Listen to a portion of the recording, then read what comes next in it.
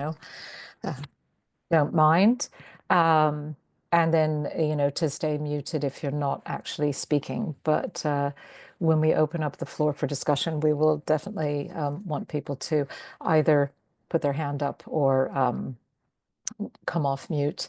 And we'll try and make sure that we have a good interactive discussion and not leave too many people out. But by all means, please also put your points that you'd like to share and your questions in the chat function, because we will be recording all of that. And we hope that way we'll be able to get as many questions discussed as possible. So Chris, I don't know if we have any update on Ray, because if not, I'm actually going to kick off the workshop and hand the baton to you for a few introductory words. No problem. Yeah, I haven't heard from Ray, but this is a good opportunity for me to say a few words. So yeah, thank you, Catherine, and thanks for introducing everyone to this afternoon's session, part 1 of 2. So this part 2 is in a few weeks' time. I think a week on Monday. Rings a bell. Monday. Yeah. For those of you that haven't met me before, my name is Chris Young. I am the Senior Lead for Space Sustainability at the UK Space Agency. I've been in my role for coming up to a month now, so still new to the role, still learning it. Really fascinating subject of space as well, space sustainability. So excited to be involved and to meet you all today. Just to echo what Catherine said, sort of a big thank you to yourself and your group for hosting today and organising and getting so many experts from across the world available today to hear all your thoughts and insight into sustainability issues. Also, just a big thank you to our panel chairs that have volunteered today to sort of lead some of the discussions, and also the members of the panel as well to hearing all of your thoughts. But everyone else that's made themselves available today on a Friday, yeah, thank you so much. What I've learned in my first month in the role is that the UK is really keen to take a lead on space sustainability issues, and my gut instinct is that actually we're quite mature compared to other countries in our thoughts about space sustainability issues and wanting to lead on those issues. However, as a global community, our understanding of space sustainability is immature. And so what's scary is that even though the UK wants to take a lead on these, actually there's really not much that we know about. For example, what is the maximum population of the space orbit, for example. And I know that's one of the topics that we're going to go into today. So really interested to hear about some of the thoughts from experts across the world on that today. Just before I hand over to our chief engineer at the Space Agency, a couple of little parish notices. We do have a community hub for space sustainability. I'd encourage you to join our community so we can share everything that's going on in the world of space sustainability. I'll pop a link in the chat after this. It's just a place for stakeholders to connect, to get news and updates from the Space Sustainability and ISAM team, and learn more about our work, as well as post a little bit about your own. So I'll place a link in the chat to that. And also the Space Sustainability team here at the UK Space Agency has a monthly newsletter focusing on the space sustainability and ISAM work that we do, and we'd love to include you all on that. Just so we're in line with GDPR rules, I'll place a message in the chat, and if you could give that a thumbs up, potentially, maybe we could add you to our mailing list. That would be great, but sort of no pressure. So if Andy Ratcliffe is on the call, I'll hand over to him now. I think he's going to. I've seen Andy. Yeah. Yeah, I think he's going to give a little introduction as to some of the Space Agency's understanding and work in sustainability issues, and then I think we're going to crack on with the discussions. Yeah. Nice to meet you again. Thank you again. I see you on. Can you come off mute, please? Yeah, good morning, afternoon, and evening for the people joining in various places. Thanks, Catherine. So as Chris mentioned, my name's Andrew Ratcliffe. I'm Chief Engineer at the Space Agency, UK Space Agency. And my team and I, I lead the Office of the Chief Engineer, and we provide technical assurance and insight across the agency's activities, including sustainability. So we work very closely with Chris and Ray Fielding, who leads on ISAM and ADR and sustainability topics. What I thought I'd just briefly do for the next couple of minutes is just give some insight in terms of some of the activities the agency is involved in, particularly related to some of the sustainability aspects around metrics. I think one thing to flag at the beginning, and as Chris has found within his first month in the role, is that the approach and then type of activity ongoing in sustainability is multifaceted. So we've got work ongoing within the agency looking at emissions, so around ADR, and then also on SSA through our NSPOC. We've got technology development activities, and then also the development of regulation and the supporting international work. Three areas that I'd just like to just flag, particularly on the sustainability metrics front. One on UN COPUS, the Scientific and Technical Subcommittee. So we're quite active within the work there. As many of you will know, there's an ongoing agenda item on long-term sustainability. And so there's a working group which is associated with that. And during the course of their work, they developed a set of guidelines which look at sustainability of space activities. And so we do a lot of work there on implementation of those guidelines, supporting capacity building efforts, and then also looking at those upcoming challenges. So I recently took a delegation, so I'm the head of the delegation there, and we had a good session earlier in February on that. We're also very active in the Interagency Space Debris Coordination Committee. So this is a group of 13 space agencies from across the globe who do active research into space debris topics. One of the key areas that the committee is working on at the moment is on sustainability metrics.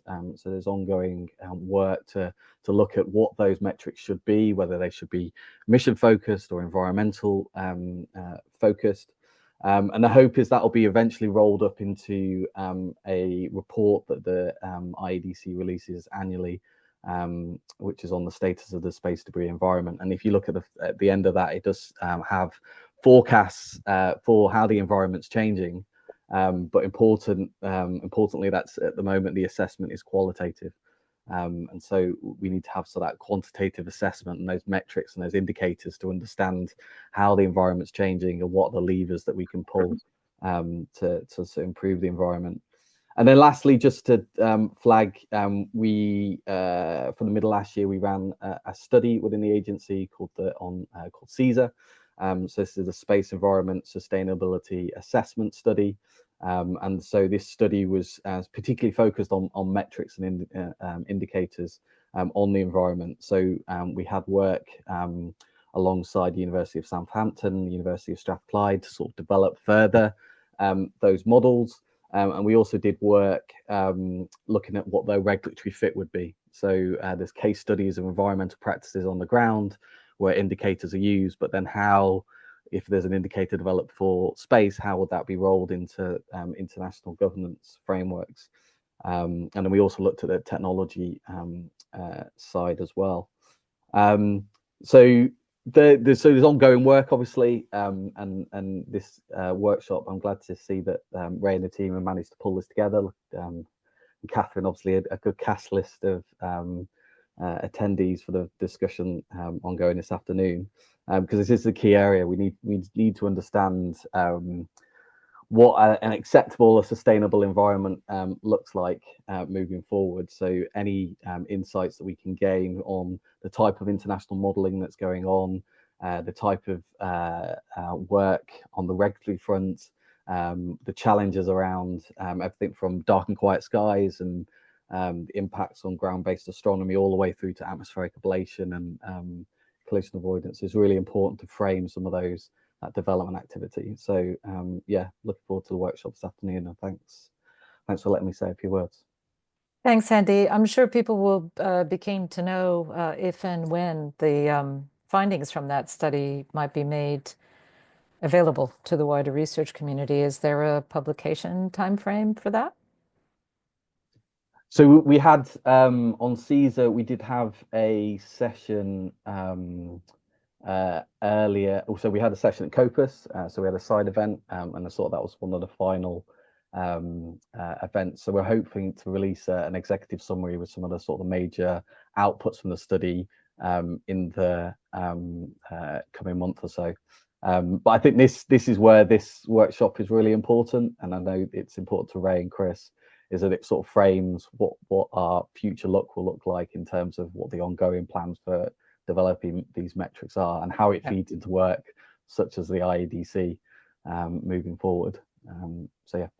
Thanks. That's a great setup for kicking off with the substantive sessions in the workshop. I will just again sort of request that everybody that can please put your cameras on, but stay on mute. It's not nice for speakers to have conversations with a blank screen, if possible. And also, please do introduce yourselves in the chat. Raise points in the chat, have side discussions. It's a workshop, so we're not expecting you to just be in listening mode. We're expecting you to be in talking mode. So without further ado, the first session of the day is really looking at those questions of how well do we understand the satellite population, and what are the key metrics available around that? Where are the significant knowledge gaps in that area, and where would further research really be, where do you all as a community feel further research should be prioritized? So I am going to hand over to Stuart Eaves to chair that session. Over to you, Stuart. Thank you very much, Catherine, and good morning, good afternoon, and good evening, everyone. So in this particular session, we're going to focus on the satellite population. We're going to talk about debris later on in the afternoon here in the UK. What we're going to cover is potential barriers to harmonisation and talk about areas of uncertainty and how we might go about addressing those. We have 5 panelists joining me in this session, and I will start in just a moment by inviting them to take a couple of minutes just to introduce themselves and make any particular points that they would like to include in the discussion. Then I'll move on to some questions that I've prepared in advance for discussion by the panel members, and I hope that various participants will take the opportunity to either put questions in the chat or when I open the floor for comments, raise a hand and come on camera and ask their questions. I think it's going to be quite an interesting session because we have quite a diversity of participants, some academic and some from the commercial sector, and I think that's quite healthy. One of my own personal perceptions is that there's perhaps not enough dialogue between various communities at the moment, and perhaps one of the ways to addressing the problems that we face is for there to be an increased level of dialogue between the various stakeholders here. And perhaps that leads into a question about what is the appropriate forum for that dialogue to take place in.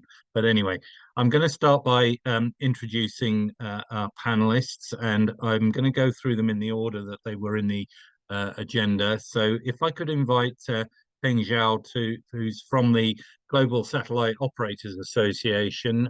Peng, would you like to say a few words, and if you did want to share any slides, please feel free to do so.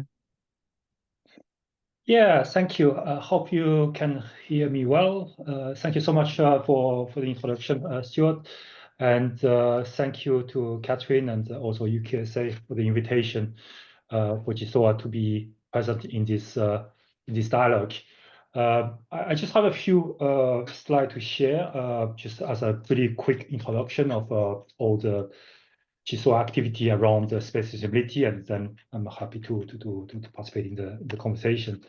But just to let you know who we are a global satellite operator association.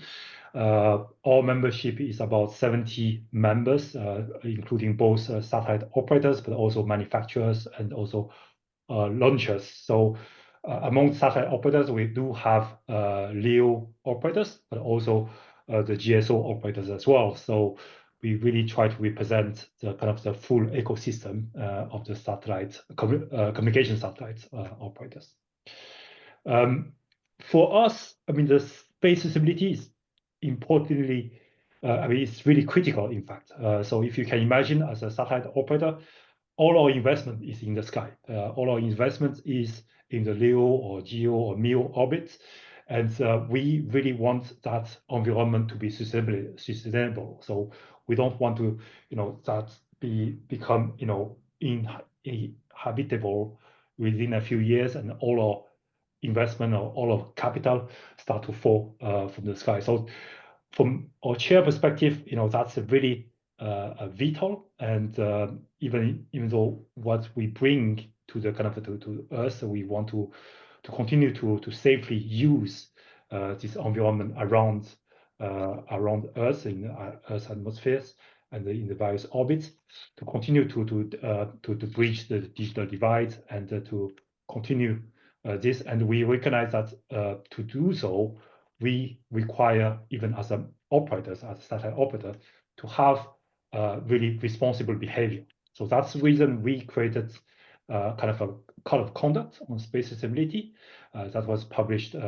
maybe a year and a half ago now, where we line out a few kind of key code of conduct that our members will respect and should respect to safeguard the safety of the environment. So I won't go through the whole details of that code of conduct. I mean, but there is many around the 4 areas around how to mitigate the in-orbit collision, how to minimize the threat of the debris, but also some engagement about limiting the impact on optical astronomy. But that was just really a first step that we did a year and a half ago. And we are, further committed to continue to start working with academia, but also with the scientific communities. And I think what was mentioned before, like to identify the right platform to have those kind of engagement between industry and scientific community is really important. But just to share with you a few studies that we were planning and we already commissioned. One is about we want to find out the impact of the space activity on the Earth's atmospheres, and especially about the re-entry of our satellites, and especially LEO satellites, into the atmosphere, and what's the overall impact. So that's one of the studies that we're going to start soon. And another one on a slightly different area is more about the impact of ground-based astronomy and how we can mitigate, between our LEO satellites and the optical astronomy observations, etc. So those are the 2 studies that we are about to commission to 2 well-known universities, and once we have some more of the outcome, we will share with the scientific community as well. So that's just a nutshell of what we've done and what we're planning to do, but happy to discuss further. Thank you. Many thanks, Peng. That was ideal. And we'll look forward to your comments in the panel discussion that follows. But I'm going to move on now, if you'll allow me to introduce our second panelist, who is Santosh Bhattarai from UCL.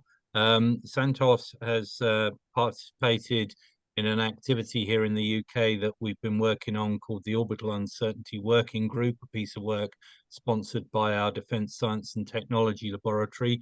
And Santosh, can I invite you to introduce yourself and say a few words? Yeah, thank you, Stuart, and hello to everyone. And thank you for having me today at this workshop. I'm really looking forward to it today. And my background, I'm kind of interested in precise orbit determination. So I come from a satellite geodesy background. And in our discipline, one of the problems that we're often dealing with is positioning assets on orbit at very high levels of accuracy and precision. So we kind of, if you look at the literature and the papers that come out of our subject, our field, you see titles such as, breaking the 1 centimeter barrier for positioning of the Jason-1 satellite, or breaking the 2 centimeter barrier for positioning of Galileo satellites in MEO. And so, coming from that kind of biased background, I guess I have a biased perspective when I'm considering the space sustainability, space traffic management problem, which is always to ask the question, how accurately do we know the positions of objects that we're publishing in the catalogs and the ephemerides that we're sharing? And I think that's the perspective that I bring often into these kind of discussions. But a few years ago, my group was also involved in a project to do a future space population environment propagation over time horizons of 5, 10, and 25-year periods. And the outputs of that work was to provide future catalog files. So these were very practical outputs. They were catalogs, which is kind of the metadata, and then also the ephemerides that go with everything that's in the catalog. And in that exercise, what we did was we did that work in 2018, and we used as inputs the information that were in documents like the FCC filings to project what the future populations could look like. And our results were dominated by the activities that were being planned by SpaceX. And so we were quite accurate in our 5-year forecasts, but we were just accurate because SpaceX have been quite successful in their plans, and they're quite unique in that way, from my point of view, in terms of everyone else that's involved commercially in space. And so one of the things that I'm interested in really is just looking at the Starship and the Super Heavy project. Sort of, we must assume that it will be successful, and what would be the consequences of that in terms of the amount of payload and mass that we're able to put on orbit. And so I just want to leave you with one number, which is that it would only require, according to calculations that we've done, 12 Starship Super Heavy launches to put the mass onto orbit that we've already launched since 1957. So just 12 launches would put that amount of mass onto orbit. So I think we need to plan for scenarios where we've got at least growth in activity that we're seeing continue or accelerate. And so I'm interested in kind of how we as a community investigate that question. Thank you. Thank you, Santosh. And I think I should thank you for such an amazing statistic, but I'm still trying to take it in.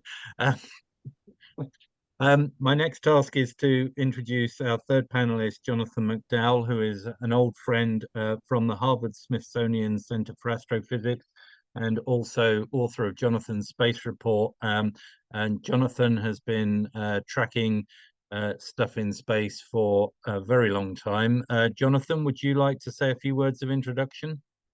Yeah, thanks, Stuart. So yeah, I'm currently an astronomer at the Smithsonian Observatory located at Harvard University. I've worked on a number of areas relevant to this meeting. I have a website, planet4589.org, where I have graphs on the evolution of the tracked space object population. I have my general catalog of space objects that tries to take everything that's in the US satellite catalog and add extra useful metadata to it, as well as making a list of the things that aren't in the catalog but should be. I've been involved, of course, in the mega constellation effects on astronomical observations area for several years now, looking at what the implications are for ground-based and space-based astronomy. And I have a particular hobby horse of a catalog of cislunar and interplanetary spacecraft and debris, and been collecting the orbital parameters for those historically, so that now that is becoming more and more an issue of interest to the space sustainability community. How do we do governance and awareness of the deep space missions?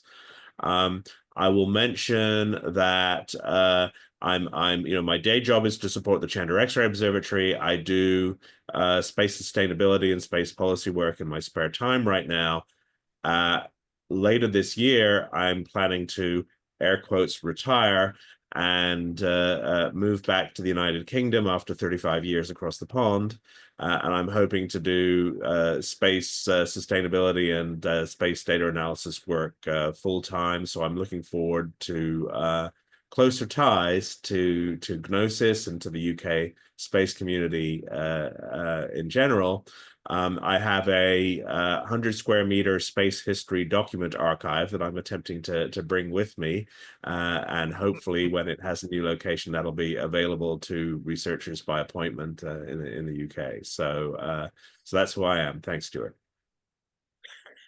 Thank you very much, Jonathan. I know another US guy who's compiling a library, and I once made the mistake of asking him how many books he had, and he looked at me rather pityingly and said, I can't tell you how many books I've got, Stuart, but I can tell you how many linear feet of bookshelves I have. I think that talks to the difference between a professional and an amateur. Anyway, my next task is to introduce our fourth panelist, who is also transatlantic from the Massachusetts Institute of Technology, Richard Linares. Richard, would you like to say a few words of introduction, please? Oh, thank you. Yes. Thank you for the invitation. Looking forward to the discussion today. At MIT, we work on our orbital debris and sustainability model called MOCAT, and MOCAT has several features. We have various versions of the model, versions that are for fast analysis optimization and versions that are for more high accuracy predictions of what the space environment's going to look like. And so we've been working on using those models to do several calculations. Like, for example, we study various metrics of orbital carrying capacity. What are ways that we can quantify how much capacity is occupied? We look at long-term predictions of the environment, modeling future space traffic, studying the effects of various constellations on the space sustainability 50 years, 100 years down the road. So we've done some work with MOCAT where we have source sink models that are ordinary differential equation models. But what we're able to do is we're able to calibrate those models so they can match the high accuracy of a Monte Carlo model. The Monte Carlo models can capture individual object properties such as area to mass ratio, their orbital positions, and so they can more accurately model how things are going to evolve. But the nice thing about some of the modeling we're doing with the source sink models is that you can incorporate that in policy level optimization. They're lightweight. You can show that or make that model readily available to policymakers. So for example, we've collaborated with University of College London to release a Python version of MOCAT. So you can do pip install PySEM. Anyone can download the model with the newest and most accurate coefficients. And that's the work that we're trying to do on the space sustainability side, which is make these tools more accessible to the public. And that's all I have from my side. Looking forward to the discussion. Thank you very much, Richard. And our final panelist is Brian Gunter from the Georgia Institute of Technology. Brian, would you like to complete the set? Yes. Share a slide or two. I just have two. So hopefully you can all see that. Thank you for the invitation to join the session today. Also looking forward to getting the different inputs and the discussions that we're going to have. So just a brief introduction about on me. I'm a professor in the School of Aerospace Engineering at Georgia Tech. I'm also the director of the Space Systems Design Laboratory. And as the research that we do in our group covers a lot of different things, everything from the hardware side of things. We manage and launch small satellites to looking at remote sensing. But one of the things that has been kind of taking more and more of our research effort is looking into the future space population and topics on space sustainability. So the one slide research effort that I think is most applicable to this particular workshop and session is a software tool that we've been developing for the last now 4 years called the Virtual Environment for Space Traffic Analysis, or called VESTA. And so we recognized a long time ago that we needed more than just an orbit propagator to assess and address different problems in space sustainability, like what is the future environment going to be? Yes, we needed to know what these objects were, and we know just from some surveys that we did ourselves, as well as other things in the literature, that we are really going to see an order of magnitude increase from 10,000 to 100,000 in the near future in terms of these objects. So we wanted a way to understand what could we do, what does that look like, and explore many different scenarios. So not just sorry to not interrupt you, but there's people commenting that they're looking at the presenter view of your slides, so it's only occupying a very small part of the screen. Is it possible to put the slideshow version on? All displays. Is that better? Yes. I thought it was the other way. I thought I had the presenter and everybody else was seeing fine. Thank you. Screen there. So thank you for that. And I can't see the chat either. It's taken over my whole screen until I stopped sharing. So I apologize. I didn't see it. Thank you, though. I was talking about VESTA in terms of what we can do with it. And the notion is we can incorporate maneuvering rules. So if we want to implement an experiment with a right-of-way guideline, who should maneuver in the event of a conjunction, we can explore that. It's high fidelity, so we have all the force modeling that you might want in there, so it's realistic. And we have been spending a lot of effort in the last years to make sure that we are accurately modeling everything from station keeping for these large constellations. Think about 60 to 100,000 objects in different orbit planes, all the projected, our best guesses at what might be in the future space environment. But there's everything from building out to deorbiting, end of life maneuvers. And we want to simulate this over long durations, so years, to build up enough sort of statistical sampling in terms of conjunction rates and that sort of thing. And we had all different kinds of spacecraft. So we try to model that, different sizes, impulse thrusters, low thrust maneuvers, and that sort of thing. We try to validate this against real data to the best that we can. We only have the current catalog and historical data to do that. It's not very representative of what that future catalog is going to look like, but it does let us validate our model, and then hopefully gives us confidence in those future projections that we have. So again, all of this is really for us to explore future scenarios, like the last bullet point says, with enough fidelity and accuracy that ideally we can take certain scenarios. If we want to explore collision avoidance, right-of-way guidelines, we can explore that and see what works and what doesn't work. We can explore carrying capacity. We can explore, and this touches on Santosh's earlier comment about, one of the things about how well do you know where things are, where's that position covariance?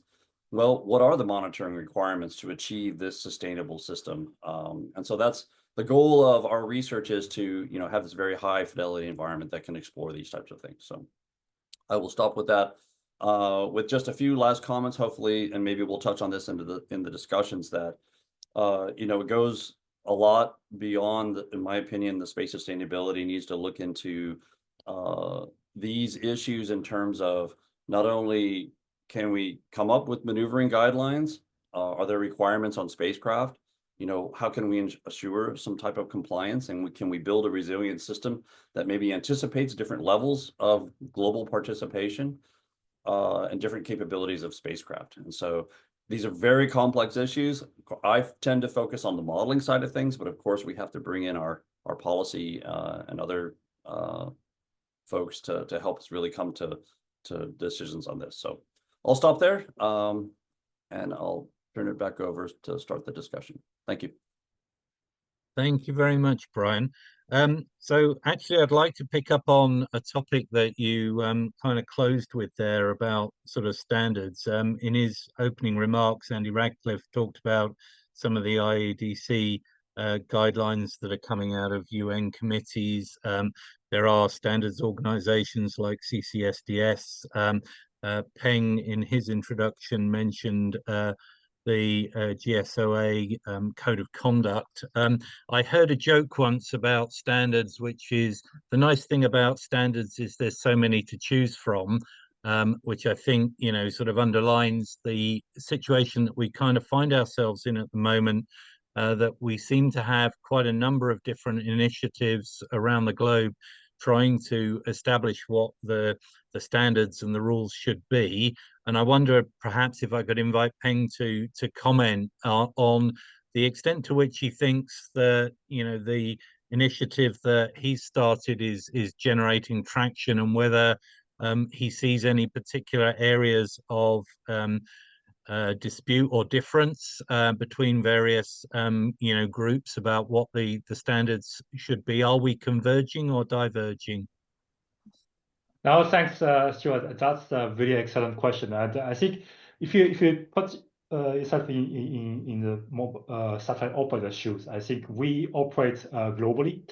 We want to operate as much as in Europe, as the US, Americas, etc. But when we have many different standards and many different rules, it makes our kind of commercial commercialization quite difficult, and especially when the regulator comply by different kind of you know, wants us to comply by different rules. That makes our life extremely difficult. So one of the key things that from industry perspective we want to say is that we're happy to talk to all the kind of different, you know, standard bodies and you know, rule setting bodies, but we want them to converge. Exactly as you said, it's like when they converge to a you know, more kind of a uniform rules that has to be applied across the globe, it makes our global operation much more easier. You know, right?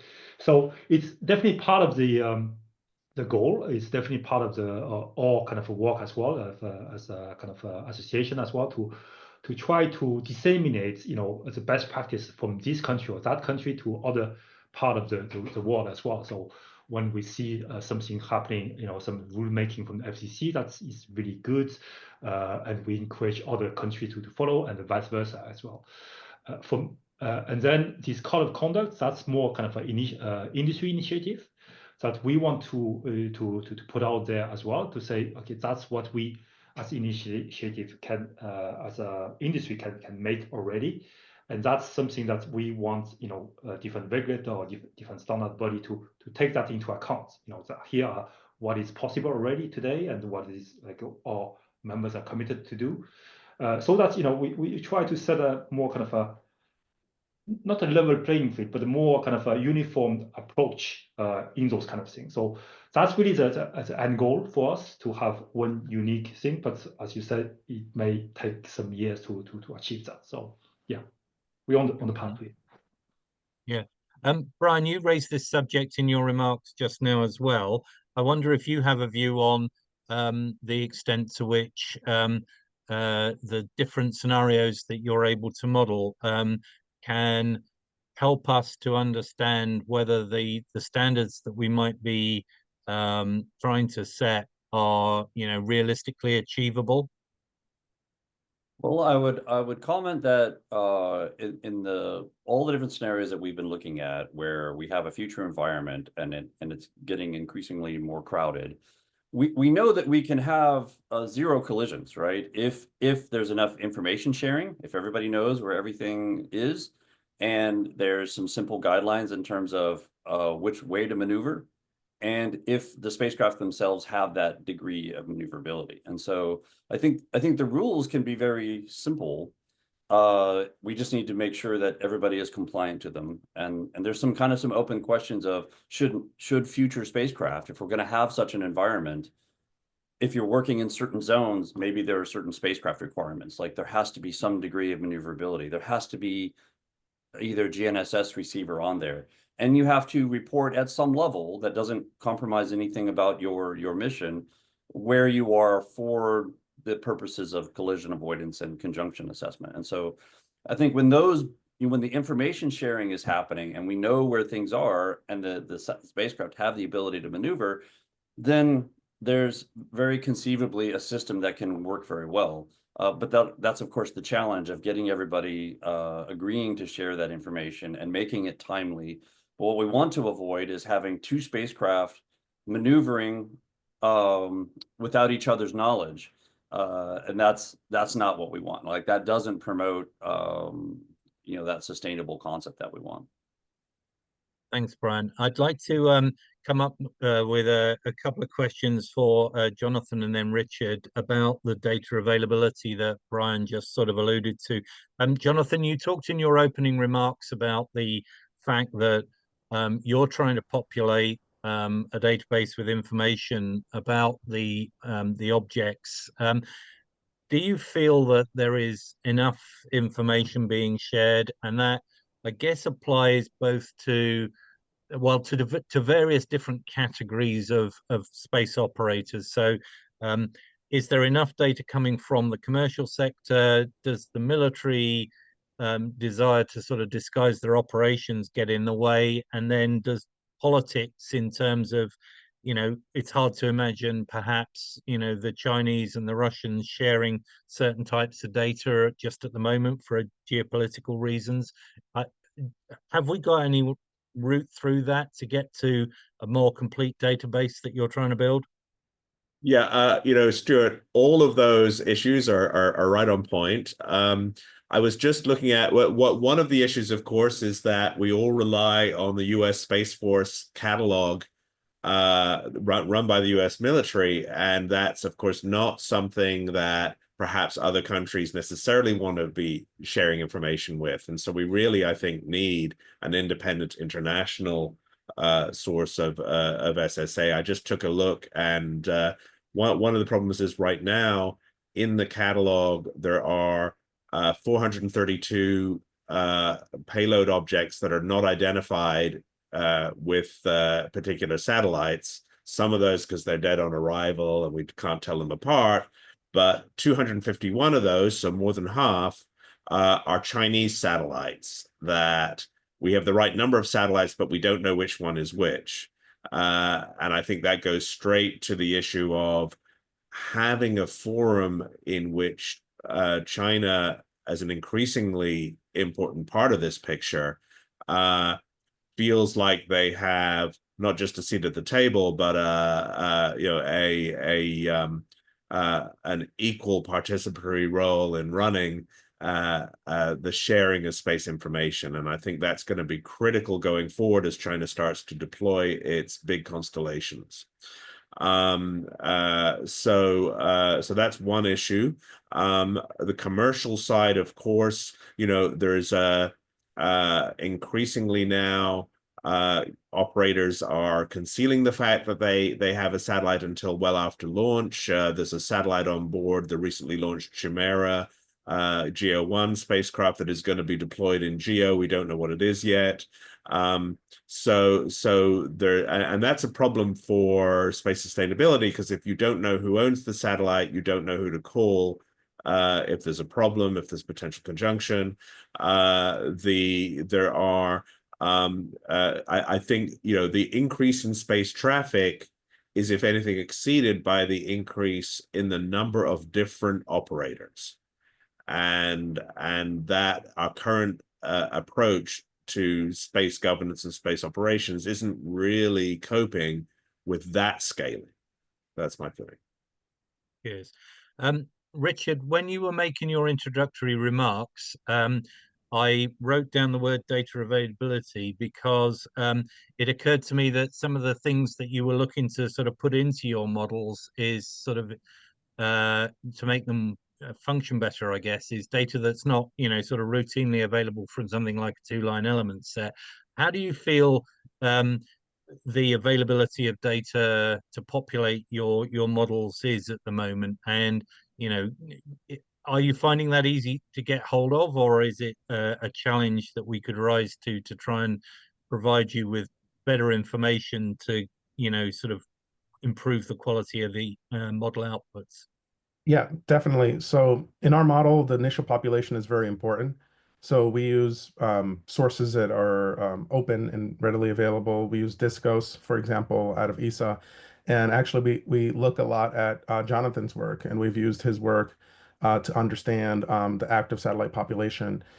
We do use TLEs, but of course, that initial population will affect the result. So, the point that Jonathan brought up earlier is alarming from that perspective. If there's satellites that are up there that are disguising their activity and we're not aware of them, it will affect the results. Of course, that has to happen over very large portions of the population, but it does matter. So from our perspective, like having better understanding of the current status of the space environment really will affect the results that you can compute for what we should do to ensure that things remain sustainable.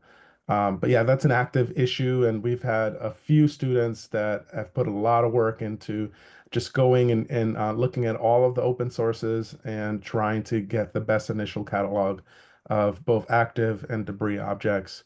And we've released that too. So our work, crediting others as well, others that have done that work before that, anything that we've learned in terms of that initial population, we've made it publicly available in our research papers and through MOCAT.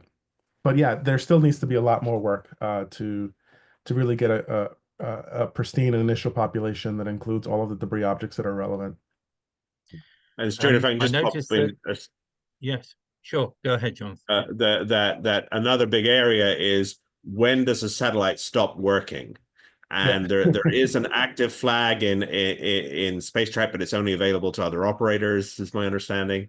And I don't know how reliable it is anyway. So a bit more, some kind of forum for sharing publicly which satellites are still working and which ones are dead would be important for safer operation in space, I think. Absolutely. I have that on my list of things that I presented at a conference in Japan a couple of years ago. As sort of an activity status flag is something that I share your view that would be very important. I'm conscious that Catherine would like to contribute to the debate in just a moment, but perhaps I could just first turn to Santosh. In terms of understanding the sort of challenges for the space domain awareness community, the comments about sort of carrying capacity, etc., and the accuracy of tracking are kind of key to that. How far do you think we have to push the SDA community to provide, more accurate data before we can actually achieve some of the aspirations in terms of sustainability, i.e., knowing where things are to a high enough accuracy to make sure that we stay out of the way? You're on mute, mate. I think there are some things that we can do today without much without requesting too much from data providers who are already kind of trying to grow the data sources, and sort of things are happening in sort of commercial providers trying to build out capabilities.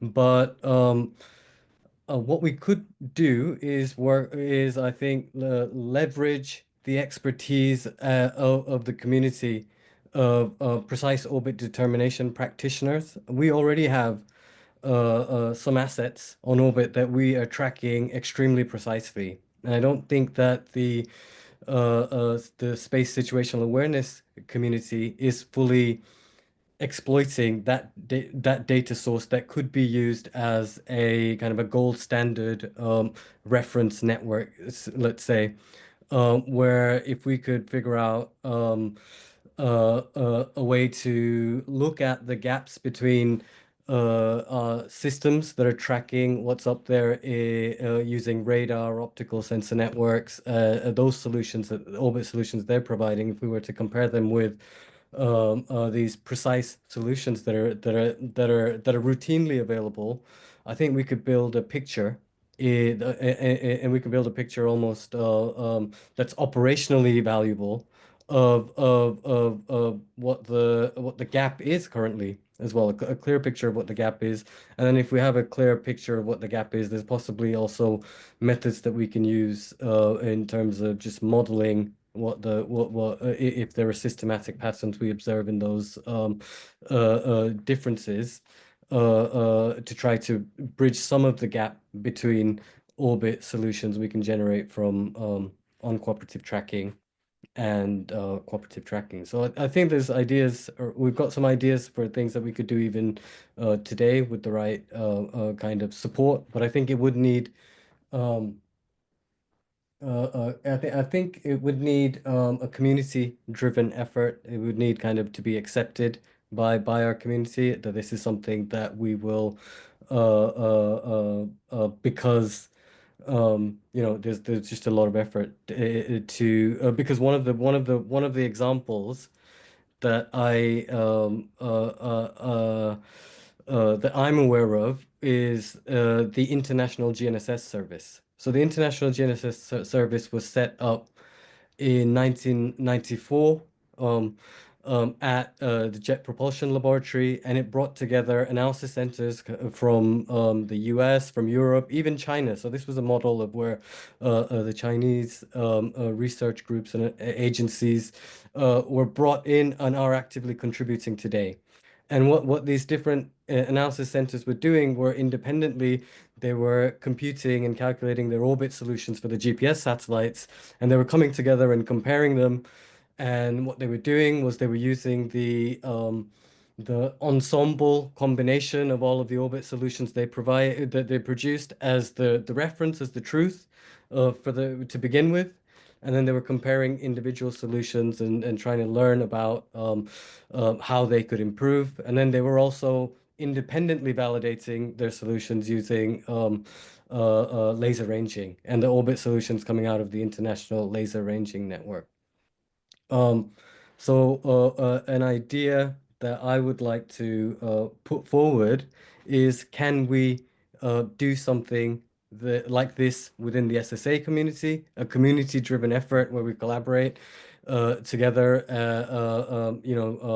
It's almost and I think the point Jonathan made earlier about China and the West needs to engage with China and what China's doing in terms of space surveillance and tracking, cataloging. I've never seen a catalog that's come out of China, you know, so we need to we need to fix that. And how do we create a Absolutely. forum Yeah. where we can fix that, where we can include them? You know, I think that's really an important problem. So, Yeah, I agree with you.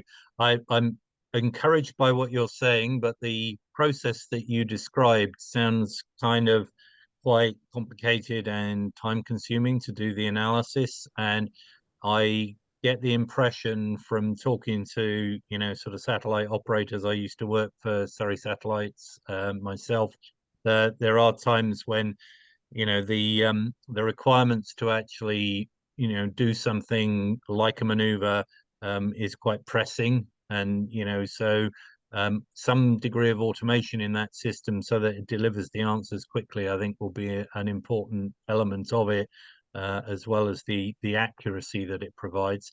I'm conscious that Catherine has been waiting patiently for a little while with her hand up. So, Catherine, since you got your hand up first, can I invite you to ask your question? Sure, and I would like to invite other people to join the conversation as well. I just on Santosh's point, I fear that GNSS was, you know, a small number of institutional operators who had the wherewithal and the political motivation to get together and collaborate in that way. We'd need to figure out how you make the same incentives for all of the commercial players in the SSA and the operator community, which is it's a bit more challenging. But I still think, you know, it would be great if that is, you know, an initiative that could be triggered or led out of the UK. I have a kind of high level question. You know, talked a lot about data availability and quality. Is the biggest knowledge gap in the data? Or, you know, is it in the sort of modeling methodologies and, you know, the statistical techniques that we're using? Or are both of those of equal priority in terms of, you know, where we should be focusing our efforts? And I suppose one recommendation or thought that has come through this project was a suggestion, for instance, that we might be able to run some sort of test scenarios where you take the data that is available and your modeling methodology and you test it against actual monitoring over a period of time to be able to just see how accurate your forecasting, capability, your forecasting results are. I don't know whether anybody's been involved in any studies along those lines, and I'd just be interested to hear your thoughts on that. I mean, really interested to hear your thoughts on where are the biggest, known unknowns that we should be focused on. Brian, would you like to take that first? Yeah, so this is kind of following on both Catherine and Santosh's comments. I don't think it's an issue of is there a lack of understanding of, if we have the data, are we able to get, reliable positioning? It's very much a kind of a data issue. If we can sample things enough, we can get good solutions. I think the challenge is, and one of the realities of sort of the new constellations and the large numbers of satellites that are going to be going out there, and I'm going to use Starlink as an example, is that they are continually maneuvering. So it's not the situation like it used to be, where it's almost just a free-falling object and they maneuver every month for some station keeping. They are maneuvering almost every single day, and so they're constantly maneuvering. So the observations that you had yesterday are no longer valid because now everything is changed and the satellite's not in the same place anymore. And so there's very much a need for that real-time data information sharing. And I don't think we're going to get all of it through direct observations. We could, even if we had, this vast array of satellites, whatever, surveillance networks, I think a large part of that is going to have to be the operators and the spacecraft self-reporting where they are, so that information is almost up to the hour accurate, and that will allow other systems to react to it. And another thing, Starlink has autonomous maneuvering. So they're not having operators send up maneuver guidelines. They're doing it autonomously, which means they're relying on other information.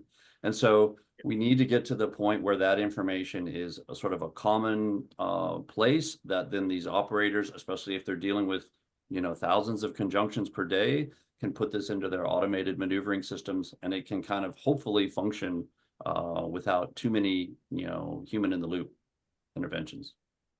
Yeah, I absolutely agree, Brian. I think that's a really key observation. I reached out to the OneWeb operators in a hope of understanding kind of the rule set that they use for this sort of maneuvering and constellation management. And, they didn't seem particularly keen to share some of that information with me.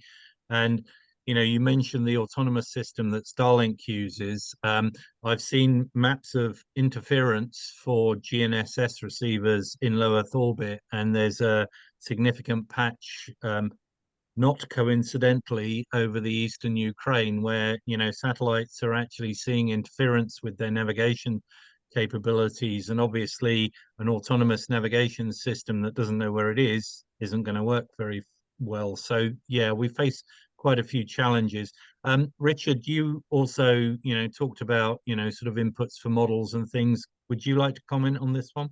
Yeah, no, I think from the question of what's needed, data or more science and analysis, I think both. So I'll give you one example. So one of the things that we've done in terms of like new both theoretical developments and numerical tools is we've studied two problems. One problem being what we call intrinsic capacity, which is under deterministic assumptions. How many active satellites could you fit geometrically on orbit? And it's a complicated problem for LEO, but you might want to think about that as the slotting problem, the orbital slotting problem. So in GEO, we know how to slot orbits fairly reliably.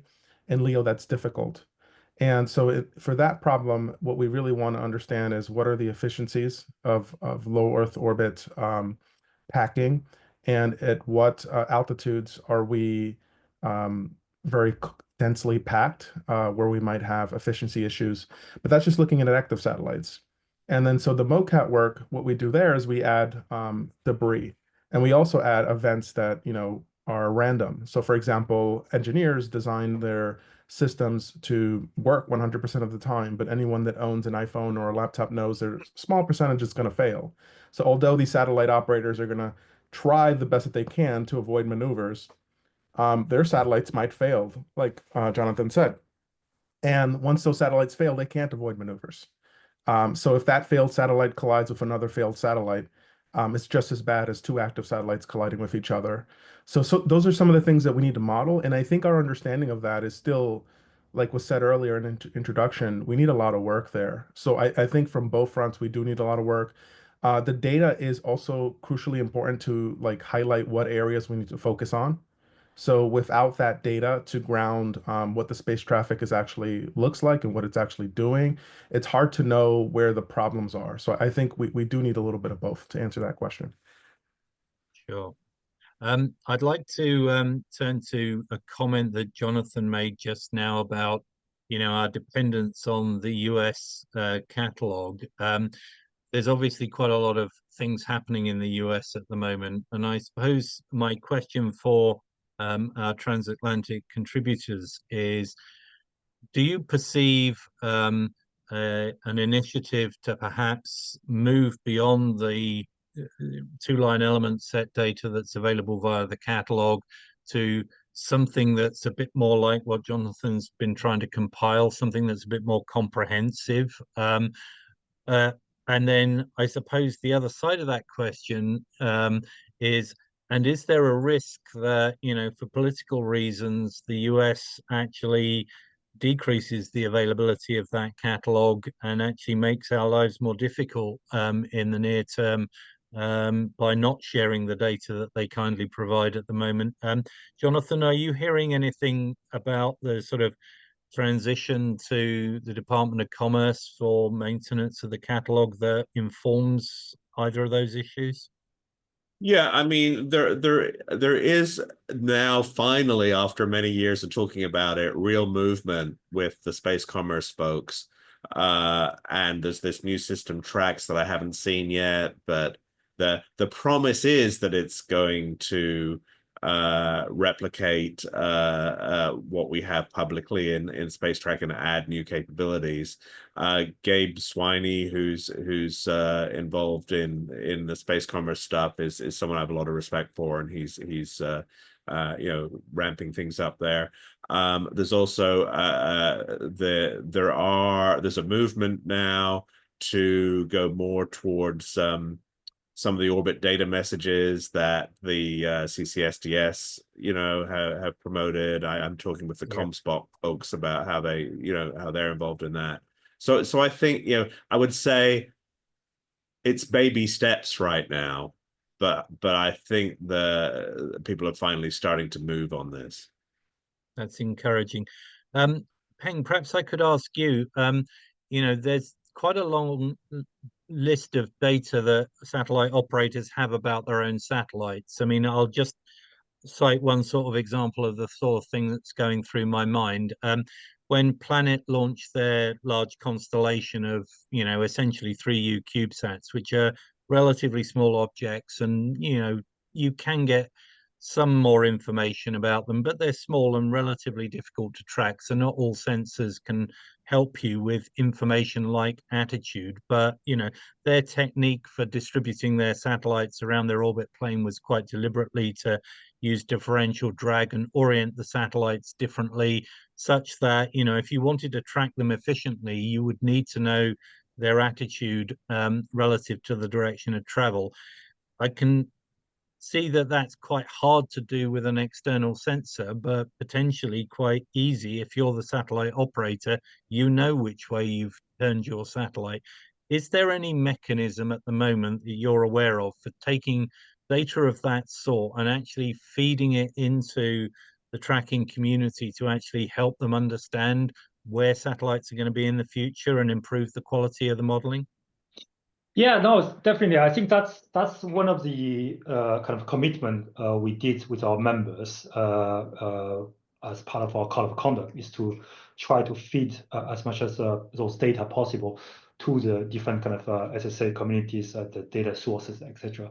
Planet, I think they just recently joined, and but that's something that we already flagged to them to say that that's something that they could do if they want to comply with our code of conduct. So it's definitely a part of the movement, and as you said, but it's kind of early days.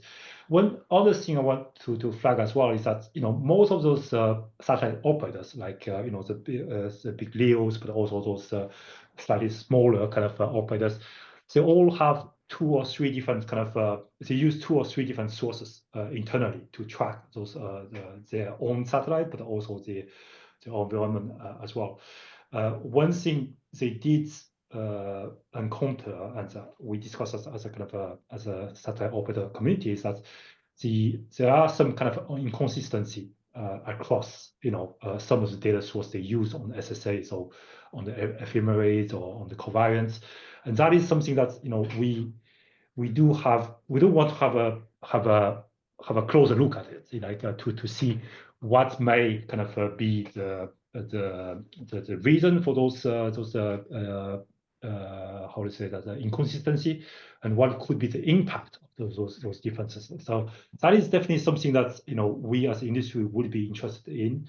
I'm not sure whether anyone on this call or any people is doing that specific research, but I'll be very happy to talk closer to about this particular issue, because that definitely impacts, as you mentioned, several of those operators have those automated collision avoidance that are based on those those tracking, and the accuracy is really critical for all of the operators, basically.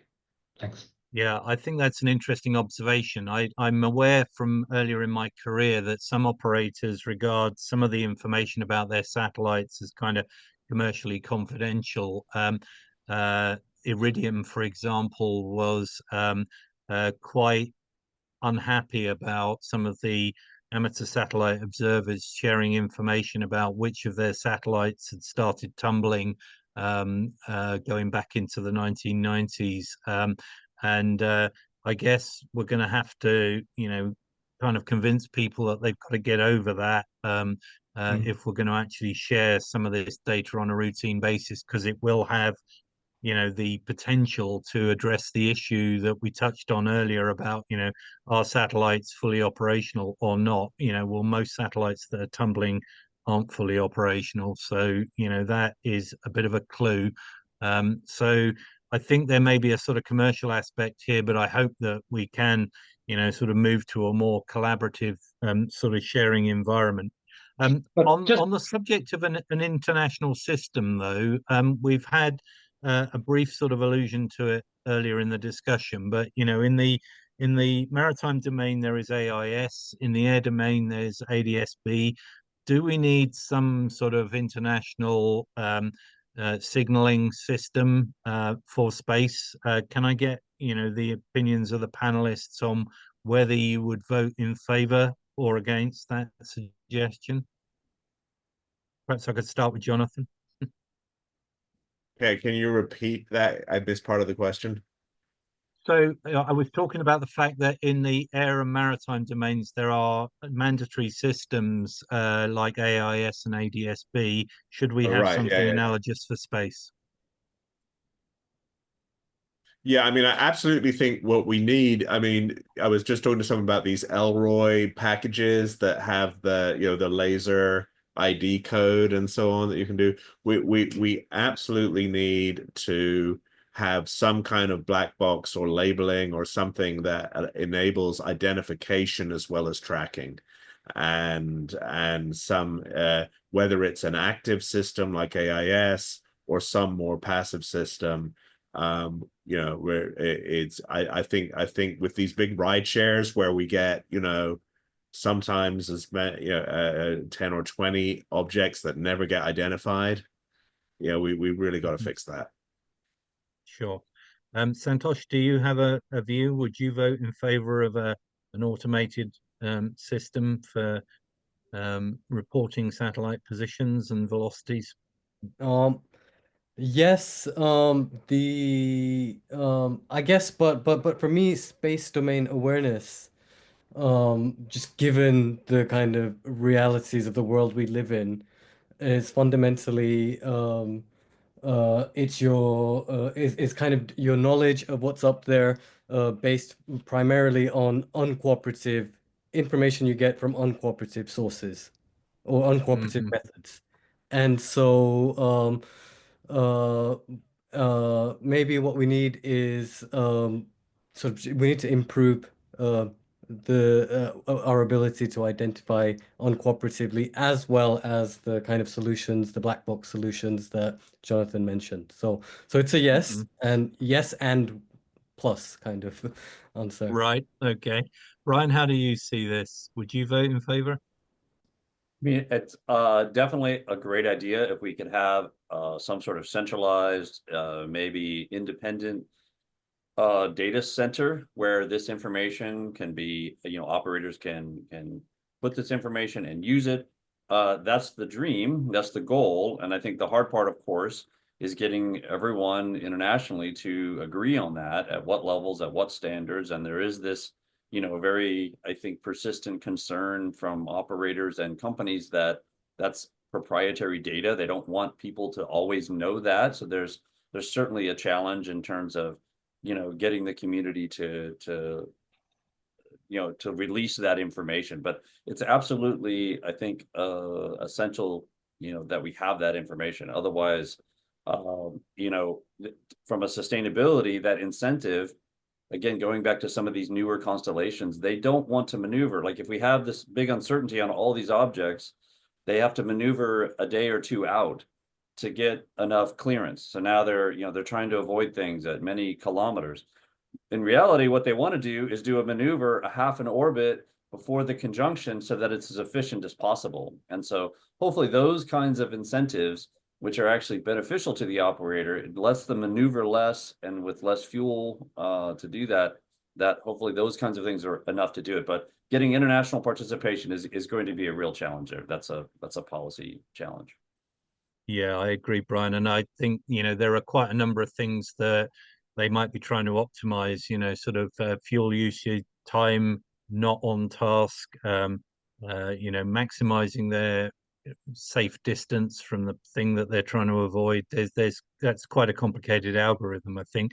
I'll come to Peng for an operator's perspective in a moment, but Richard, can I invite you? Would you vote in favor of a system like this? Yes, I guess from my perspective, yeah, I think there's incentives for the operators to provide this data, and the only question is, how do we centralize it in a fair way? But from my perspective, definitely, I think that's what we need, and we're doing a lot of really interesting stuff in low Earth orbit. Technology has advanced, but yet our coordination capability is maybe still 20 years. In the past. So I think we need to move in that direction. Mm-hmm.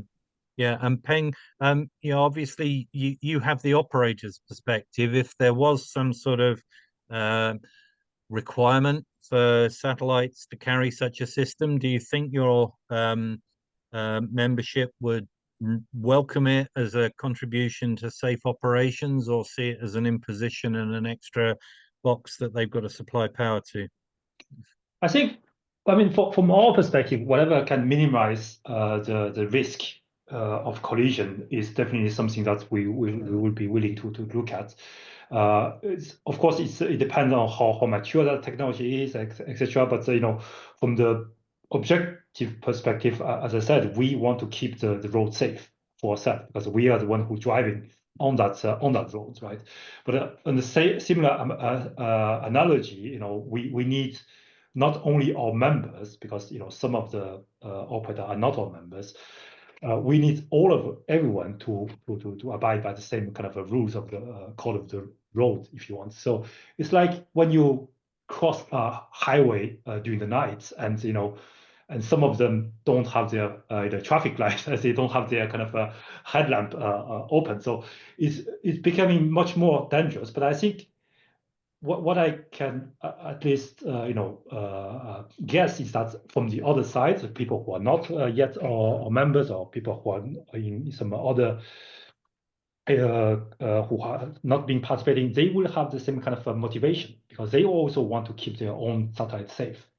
I can't say for the government counterpart, we only deal with the commercial satellite operators, but I know the satellite operators from some country, they also have the same concern. They just haven't find a kind of a right platform, a common platform to share that kind of concern and share the data. So I think from that perspective, at least I'm encouraged that everybody, once once people launch more, they will realize how risky it is, and we can. This data sharing is definitely one of the key thing to start with, I think. Yeah. Thank you very much. I would like to thank Andy Hammett in the chat for a sort of an interesting take on this subject as well, which was that, you know, you can have operator data collected on orbit and, you know, sort of a transponder that's, you know, generating data on a satellite that's being reported, but how do you validate that? How do you confirm that the data that's being supplied is accurate? And I think that's a very valid point as well. And I would also, you know, sort of allude to something that Jonathan kind of touched on earlier, which is that there are precedents in the maritime and air domains for military operators to have, you know, kind of a separate set of rules in this area. You know, they you know, large warships do carry things like AIS and report their position, you know, in peacetime because they see it as a way of staying out of trouble. But they do reserve the right to turn it off if they need to disguise their positions. And, you know, I guess we'll probably face something similar in space that, you know, if space is now considered a warfighting domain, that some operational satellites are not going to want to play nice all the time. So I guess that's just a reality of the world as we live in it.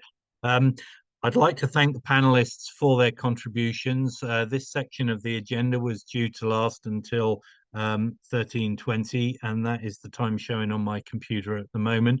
I think we've had some really useful, you know, and interesting insights from the panelists, and I'd like to thank them for their contributions and hand the baton back to Catherine, if I may.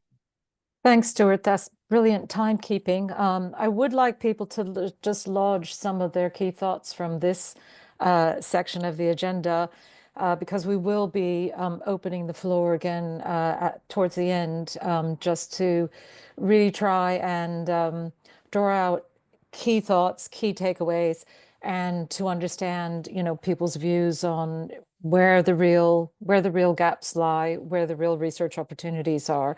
So I'd like to echo my thanks to all of the contributors to that. Thank you very much. It was very interesting. We are going to move into the next session. Might seem a bit disjointed to park debris until a little bit later in the afternoon, but that's partly to accommodate people who are joining us from the west coast of North America and letting them at least have a few hours sleep before they participate in this. So our next session is going to be looking at the impacts of that growing satellite population and the debris population as well on the optical impacts of that, and also the radio frequency spectrum impacts of that.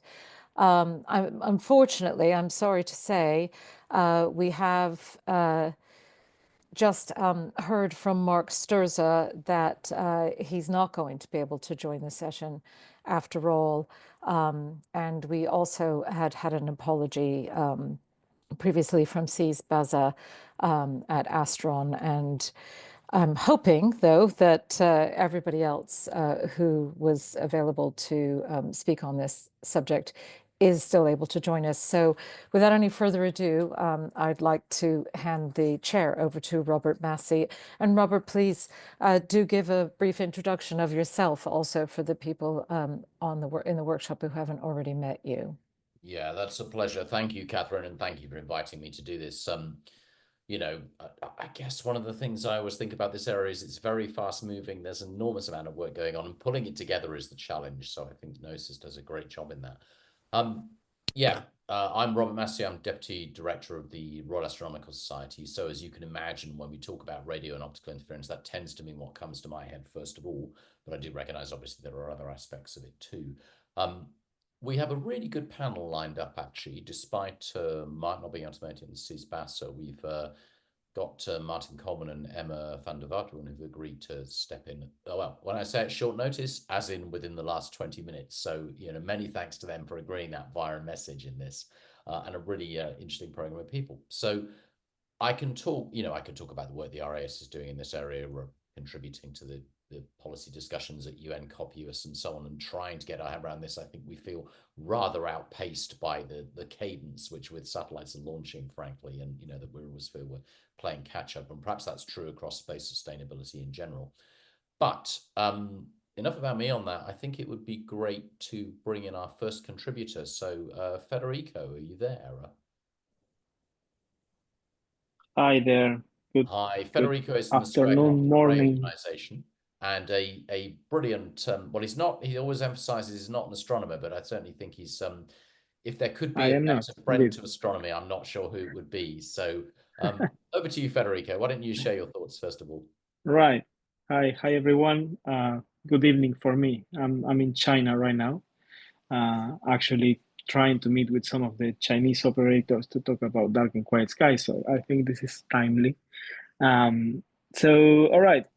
From my point of view, first of all, I'm Federico. I work as spectrum manager at the Square Kilometer Array Observatory. We are building two of the largest radio telescopes in the world, one in South Africa and the other one in Australia. And we, of course, are very concerned of the radio aspects of all of this. Let me just start saying that radio emissions from satellites is not something that is new for radio astronomy. Right? We've been dealing with emissions from satellites since the very beginning of radio astronomy, because of course we have large antennas looking at the sky, trying to detect the faintest signals coming from radio sources from the universe. And at the same time, we have satellites trying to communicate with Earth, right? So you have encounters every once in a while, and you can get a very strong signal. Of the situation that we are seeing here is that the increase in sources in the sky is one of the main concerns that we have. So I think for this introduction, I was thinking of talking about what are the goals that we are trying to achieve, what is the goal we are trying to achieve, and what are the threats. So from the goal point of view, we can divide it like in two pieces, right? I think you've already been talking about the role of the ITU and what the ITU does, the International Telecommunication Union.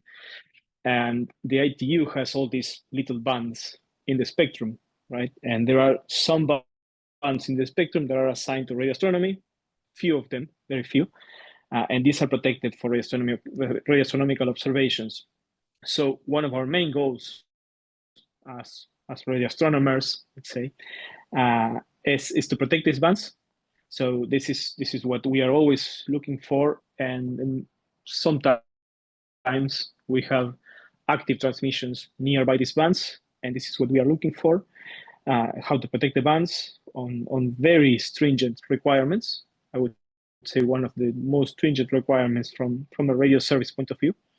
But at the same time, what we are trying to protect is wideband observations from very special sites on Earth, in particular the ones that have status of radio quiet zones. So for an example, our two sites in South Africa and Australia are defined nationally as a radio quiet zone. And what this means basically is that the use of the radio spectrum in those sites, very large sites in the order of 300 kilometers wide, the use of the radio spectrum in those sites terrestrially is controlled in a very special way from about 50 or 100 megahertz up to 25 gigahertz. So all of that spectrum is specially managed. It doesn't mean that there's no transmissions, but it's specially managed for radio astronomy. Now, what happens when we see this increase in satellites, and in particular low Earth orbit satellites, which are moving around all the time in terms of where we are looking at the sky, is that we start seeing a lot more strong signals. I'm careful with saying interference, because I'm talking about also the frequencies that are rightfully assigned to satellites.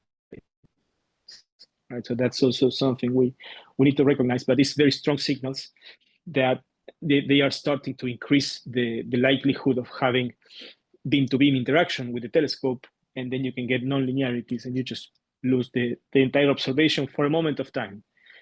So when these interactions happen. So in thinking about the threats to these two goals, right, protecting the radio astronomy bands and protecting wideband observations from radio quiet zones, we think of, first of all, the very strong downlinks, so the signals that are used from satellites to connect to Earth, or maybe to use instruments to observe the Earth. So strong downlinks, this can produce out-of-band emissions that can produce interference in radio astronomy bands. Whatever is in a radio astronomy band, we should call interference. But also the very strong emissions that enter into the wideband receivers from radio astronomy. This can turn or drive the receivers into nonlinearity, and then you would lose the full observation for a moment of time, right? So very strong signals, and there are some things we can do about that. Maybe I'll talk about that later. And then the other effect that we recently observed is what we call UEMR, unintentional electromagnetic radiation. And this is related to just the electronics of satellites, right? One thing is the emissions, the intentional emissions that come from the antennas of the satellite in different frequencies. For example, OneWeb and Starlink using Ku band in 11 gigahertz, more or less.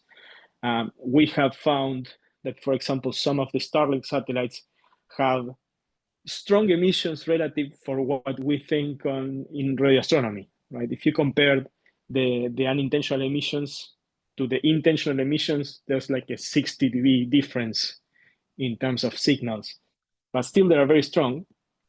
And we found that these emissions happen in very low frequencies, in the order of 100 megahertz. And so when we saw that, and the frequency profile of these emissions is very uncontrolled. And this is what you normally see in an electromagnetic compatibility measurement of radio emissions. So that's where we coined this term of unintentional electromagnetic radiation. And the trick about that thing, that effect, is that it becomes important with the number of satellites and the number of alike satellites, right? Because if you think that, for example, the ISS or some GPS satellite out there, maybe those are also going to have this type of emissions, right? Because no one was really trying to make these satellites or these very big machines in space radio quiet. But for the ISS, for example, if someone looks with a satellite, with a radio telescope, you look at the ISS, you will see a lot of different emissions that basically come from the electronics of the ISS. So if you use a very sensitive antenna, you will receive that. The trick is that if you're trying to do radio astronomy, you don't look at the ISS, right? You look somewhere else, and the ISS comes, you just say, well, it's the ISS, and that's it, done. Now, if you happen to have 4,000, 10,000, 40,000 satellites, which all might look alike, so this effect now becomes more relevant, because the probability of having a satellite going through your main beam starts to increase, and then it's like an equivalent that you have a satellite in the beam all the time.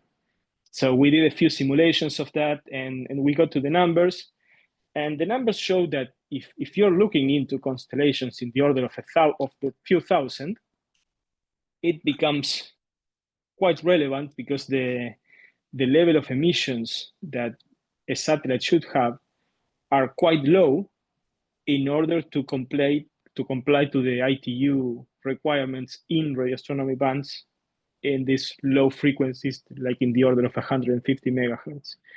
So this is where we are on the threats. I think I'll stop there. Robert, if that's fine on just presenting the problem maybe, and then we can discuss a little bit more on what we are doing about it, trying to solve it, and also on the policy side, if you like. Thank you, Federico. Yeah, we've got a lineup of speakers, so short contributions, but valuable ones, and then we'll hopefully open up dialogue. And I'm certainly really interested in hearing, seeing comments from the virtual floor and questions through that route as well. So next up, I'd like to bring in Ashlyn Dignam, who is at Noir Lab in the US. And if I'm right about where Noir Lab is, I suspect it's a rather unearthly time of day there. So I'm very grateful for you joining us. I'm in Chile. Oh, I'm right. in the office in Chile, so it's only 3 hours early. behind. Yeah, still early. So we appreciate that very much. Noir Lab is actually part, along with the SKO, of the so-called International Astronomical Union Center for the Protection of the Dark and Quiet Sky from Satellite Constellation Interference, which is the biggest mouthful of an organization you can imagine. So most people just call it the CPS. But anyway, that's what people like Federico and Ashlyn are involved with. So over to you, Ashlyn. So I'm a postdoc here at Noir Lab, and for anyone that doesn't know, Noir Lab is a collection of different observatories, optical observatories, and here in Chile we have the Vera Rubin Observatory, which is the new fancy one everyone hears about on the news. And we also have the Gemini Observatory in Chile and Gemini North in Hawaii. And a lot of the images that are publicized for astronomy or for having satellite streaks through the images are from the Blanco telescope here as well, because it has a very large field of view. So one of the issues with optical astronomy and satellites, everyone knows you just see them, but it's for specific telescopes, it's worse. And for other types of telescopes, it's not quite as bad. They have similar issues, but you can point away from some satellites. And that's where we have a overlap with wanting more accurate ephemeris data as well. For satellite operators are also looking for that, as well as astronomers as well, so we can point away. But an issue with the newer telescopes, with the Vera Rubin one especially, is it's a survey telescope. So you pick a section of the sky, look at that section repeatedly. For Vera Rubin, it's a decade. Different surveys are different periods of time, but it's a large area repeatedly observed with a large field of view typically. So you can't point away. So you do get a higher proportion of streaks in the images. And for the Vera Rubin Observatory, they've done a couple of test images with the test camera, and they've already found that it is covered with streaks of satellites. And this is with the test camera. So the actual Vera Rubin camera is going in this week or next week. It's huge. And the outlook for it is not great in terms of the streaks in the raw images, but with astronomy, typically we'll try and remove the streaks from the images, but you do lose the data, like some degree of accuracy in your data when you do that. And especially if you're doing it across most of an image, you're compromising the data quality. So this is one aspect that astronomers are concerned about as well for the large surveys. And these telescopes take decades to build sometimes. So when they were planned, this wasn't an issue. And since the start of the construction of some of these telescopes, there's been tens of thousands of satellites added. So it's just a different problem that these observatories were not designed to deal with in the first place. And now we are, as people have already said, playing catch up to what the current environment looks like. So for the CPS, they've come up with some recommendations as well for different aspects of minimizing the interference of satellites on astronomy. So for example, having constellations lower so they're out of focus for telescopes is quite useful. And also looking into measuring the magnitude of satellites so that we can actually get accurate and like a standardized measurement of magnitude across the board for satellites, because that is quite useful. But also to do this, we do need information on the satellite materials or structures or the BRDF of a satellite as well for doing accurate modeling of the brightness. But obviously releasing the materials of satellites is sensitive for some. So this is a challenge that astronomers are facing as well. So I think I've covered a good chunk of it. So I'll leave it there. You have indeed, thank you. And those are definitely points we'll return to in the discussion, I think. So next up, we've got Don Polacco from the University of Warwick. Let me just see, Don's on there, I think. And he's been heavily involved in this area as well, particularly doing modelling with Danny. Don, are you there? Well, I am, but for some reason, you can hear me presumably, but we can definitely hear you. Now my picture's not working. Well, that's maybe not a big loss. But anyway, I'll just talk anyway, right? Thank you. Yeah, go for it. Just if you set up what you're doing now, I know there's great work at Warwick. So okay. Well, apologies that there's no video, and I don't really understand why. So my name is Don Polacco. I'm from the University of Warwick. I'm a professor here. I work in the astrophysics group, and I'm also the director of our Centre for Space Domain Awareness. So researchers in our group work on various aspects of space weather, especially from the plasma point of view and their interactions with the satellite population. In the SSA area, historically, we worked on GEO, like many astronomers did, and we looked at the debris population, and we did experiments using quite large telescopes and slaving small telescopes to follow the same field to see exactly what the truth is compared to, for the small telescope, compared to what the big telescope was seeing. That was very interesting. For instance, from that, you find out that all little bits of debris are actually rotating rapidly. We've also done things on color fingerprinting geosatellites, which is quite an interesting thing. It allows you to identify different satellites. And more recently, we've been tracking non-Keplerian orbit-raising satellites as well. At LEO, we've done experiments like machine learning characterization, which was published at the end of last year. And we've also just had a paper published on two-color optical, we're now doing work on two-color optical and infrared characterization as well. Our major project, as many of you will know, is called the Digital Telescope, and the prototype for that is funded through the ERC and Warwick. And I should also say that we're in discussions with a benefactor to pay for the whole thing now. But this will be set up next year to observe the whole of the central geobelt, and it will monitor geo continuously. And every 5 minutes, it will be possible to produce a map of central geo down to 21st magnitude or so. And depends whose model you believe, but assuming a nice spherical ball, that's somewhere around 10 centimeters or so.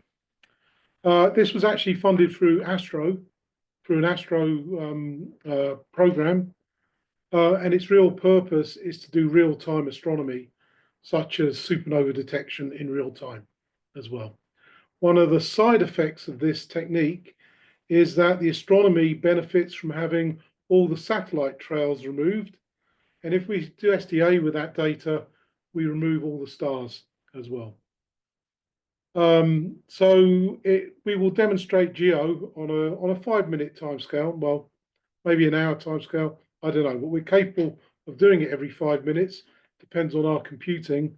We'll also demonstrate a LEO capability with it as well, and that will also be capable of somewhere around 10 centimeters as well. Now, I should say this is the prototype, and it looks at an area of sky 130 by 7 degrees, but we may be able to extend it to the whole of the sky as well. So we will get during twilight, or just after twilight, we'll see all the debris down to that size at LEO. The bottom line of this, though, is that the data rate is pretty frightening. So we're quite technical looking at how we deal with all the data, but it's very interesting and good fun. It will be on Sky next year. That's it. Is that it, Don? Yeah, that's it. Excellent. Okay. All right. Well, that's something, I'm looking forward to seeing more of those results, actually. But in that case, I'm going to move straight away for the purposes of time, to Andy Lawrence, who's based in Edinburgh. He describes himself to me as semi-retired, but now spending more and more of his probably spare time in this area. And as an astronomer, someone with a deep interest in this as well. Over to you, Andy. Yeah, hello everybody. So I'm Andy Lawrence, University of Edinburgh, and so I'm a working astronomer, And like many astronomers a few years ago, I became aware of issues of space sustainability, or space environmentalism is my preferred term, by the streaks that were appearing in images. And we've heard some of that from Aisling, and the worries in particular for the Rubin Observatory, which is a significant part of my research life at the moment. So I'm very concerned. It led me into kind of broader understanding of space sustainability issues, debris, re-entering bodies, and so on.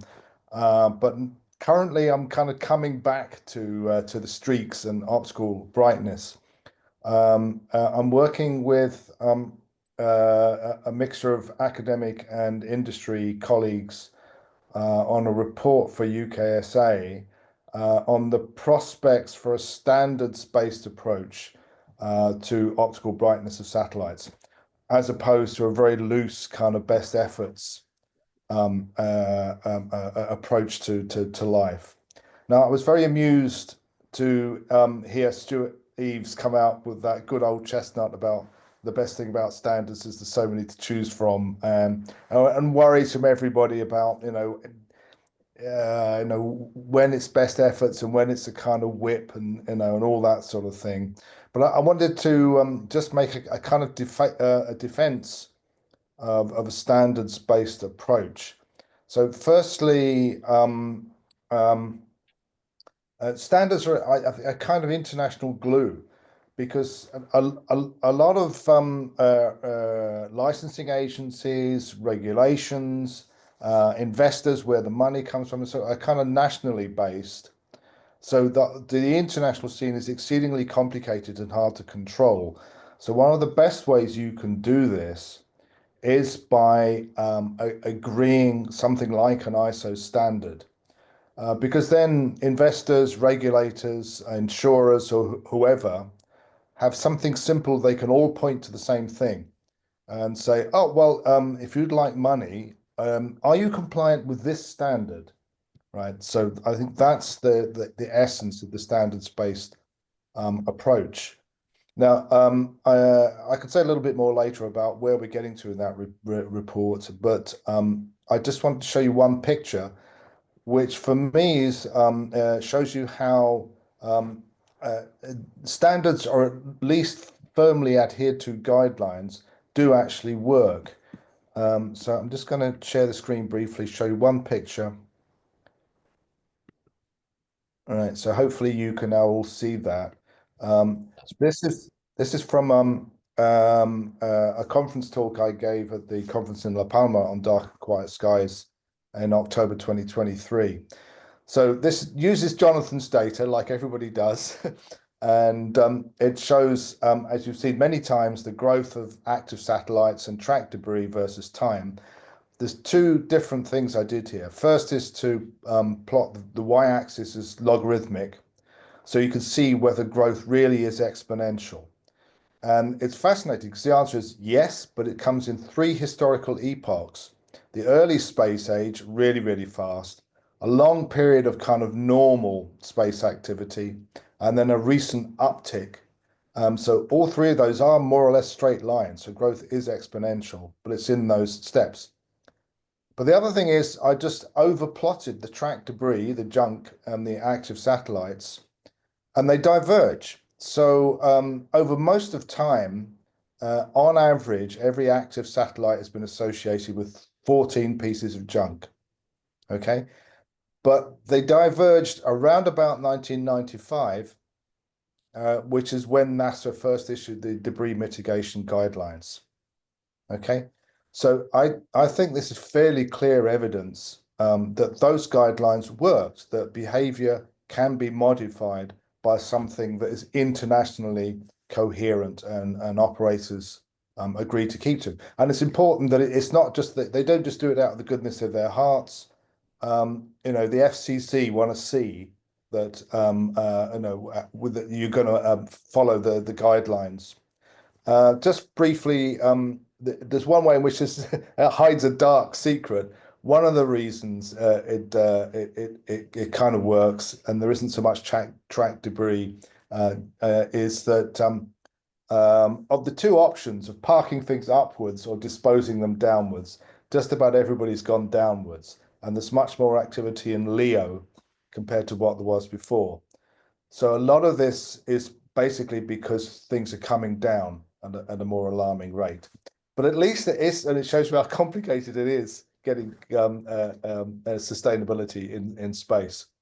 But at least the guidelines do work in the sense that debris is not as bad as it could have been. And I think this is probably not well enough appreciated. So I wanted to show that. Okay, I'll stop there. Okay, thank you, Andy. Nice to inject a bit of optimism into this, or at least showing that we sometimes can be optimistic. Not that I always am. Okay, next up we have Martin Coleman, who is one of those people who stepped in at ultra short notice. Just having to quickly read what he does, and he's working in radio frequency interference. He's working on the ESA Thrimos project, 3D RFI monitoring system, working with the SATCOM Innovation Group and looking at different tools and impact new technologies such as flat panel antennae. Yeah, over to you, Martin. Hopefully you're hearing us. And he's sitting next to a shed by the look of it. I am. I'm actually in the shed. That's my office. But yeah, it's my trademark now. Also semi-retired. Thank you, Robert. Okay, so we've not got long here because I think there could be a lot of discussion after this. So yes, me, been around a long time. Since 78 in satellites. And so my look at this is, I'm not an astronomer. So you're all going, oh, Lord, up with the cross and like this, you know, send him off. But radio frequencies are used by all of us. And I guess optics is in this mix now. But for me, it's the radio frequency transmissions. And believe it or not, even in 1978, when we finally brought in another system called Eutelsat, when we only had Intelsat, we actually got our first dose of RFI on a system, on a new thing called a single channel per carrier, SCPC. Okay, that's historic. But the point is, it's there to be fixed and it's not easy. So I've spent years globally trotting around the world, working now with the SATCOM's Innovation Group. And our whole life has been to protect commercial RF transmissions and, you know, solve RFI and try and bring new tools into market to do that. So guess what? Most of my career, life has been pretty simple. All I had to think about was GEO. And then MEO came along, but it's limited, isn't it? It's not so busy in MEO. So I'm not disregarding it. It's all part of this mix that I'm coming to. But LEO has thrown, I think, an enormous spanner in the works for all of us, whether it be physical or in spectrum. I also want to campaign here that we all must do more for spectrum sustainability. It needs better management. It always has. Don't get me going. I've been there round the corner, you know, round the block, and probably going to trip myself over at this rate. So it's close to my heart, this one. So where are we? What are we doing? Well, on the GEO side, we're fairly comfortable. It's not easy to solve RFI. It's still a problem. Don't get me wrong. It hasn't gone away. But the problem we have now that LEO MEO, it brings a new model to this. In other words, like debris, spectrum is now on the move. In GEO sense, it's pretty stationary in that sense. We point at satellites that effectively are stationary in space to us, relatively speaking. So that's nice and easy. I call it almost two-dimensional, that, rather than three. In fact, actually, Thrimos ought to be a four-dimensional problem. But anyway, we won't pick on that. So many years ago, we actually came up with S3A. We added an extra S into SSA, adding the word spectrum, the third S, the missing S in my book. So S3A has been we've been talking about it a long time. Move the story along to Thrimos. We did some experiments during COVID, had to do something. we figured out what we needed to be doing, and this is the same for debris. Nobody wants to share data on anything.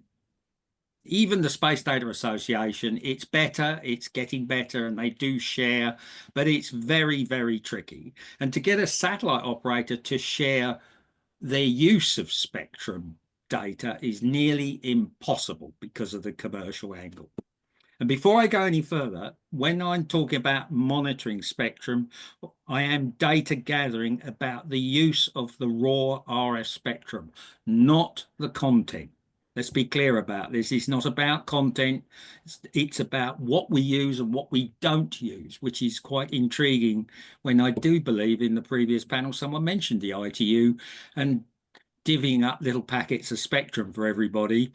Well, believe it or not, we probably don't use the packets of spectrum we should use, all of it, rather than we just get allocated it all. So it's all too simple, too long. ITU, before anything can happen, is about an 8-year cycle to make changes in the spectrum world.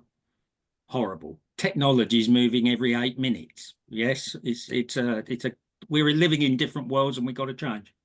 So we came up, and we've always wanted to gather spectrum data to start just looking what happens. Well, LEO came into the mix, and it's obvious that this is now true. So Thrymos is fundamentally ESA-sponsored project that is actually, we've got monitoring systems here that are on 24/7. We monitor the whole of KU band, and we've got some experiments at 19.2 to 20.2 in KA, which is sort of Iridium and most of the users that we know in the moving side of life on LEO. So, but it's been interesting just living in KU. We've done some 40,000 contact plans. That's how we manage the system. It's fully automated.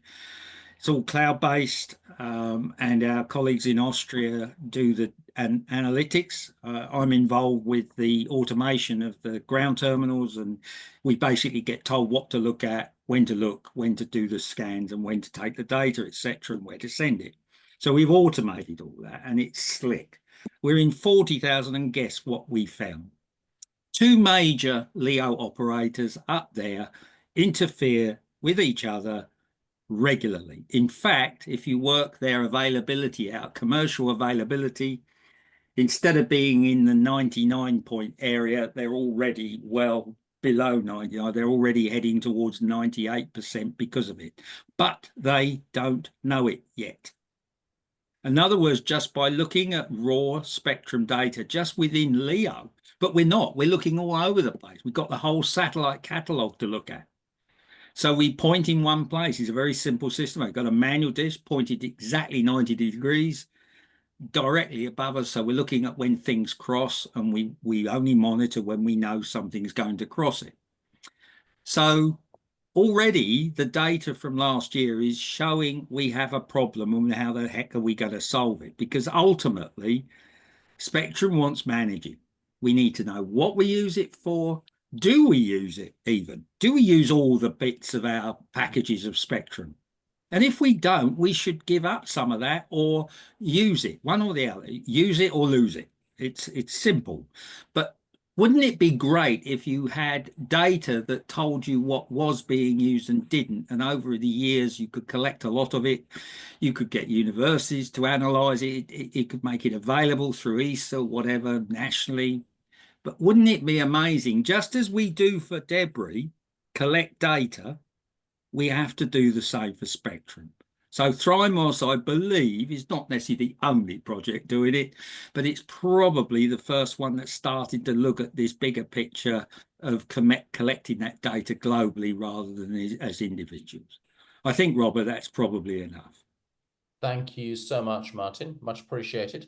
And no yeah, problem. We should have, now I'll bring in Emma, and we should have time, I think, to have a decent amount of discussion. So finally, but not least, to say, Emma van der Wateren, who's also joined us at 0 notice, essentially, just a few exchanges of messages earlier on. Emma, have you finished your PhD now, or are you still a postgraduate student? I was just doing a quick Google search about where your role. No, I finished my PhD. I'm an instrument scientist at Optical now. And you did pulsar timing work before, is that correct? Exactly, yes. I'm a Okay, polar so astronomer, and I'm currently working with LOFAR, commissioning the upgrade of LOFAR 2. brilliant. And Emma's expertise in this particular context is that actually, like people like Federico, she was involved with the Monday, the Tuesday. unintended radio interference impact on LOFAR and other systems. So over to you, Emma, just Yeah, to say thanks. a few words. Yeah, thank you so much, Robert.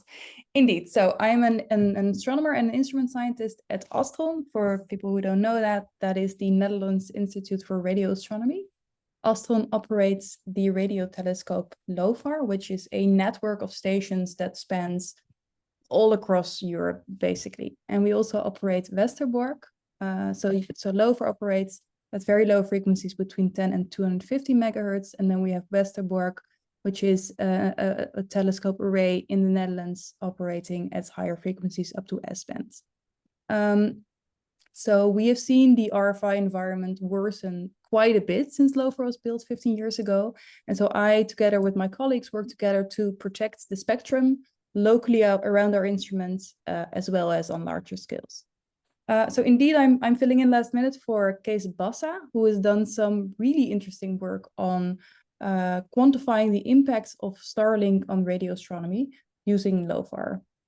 So he did this analysis together with Federico Di Fruno, who's also in this panel, and I think is much more knowledgeable on all the technical details of it.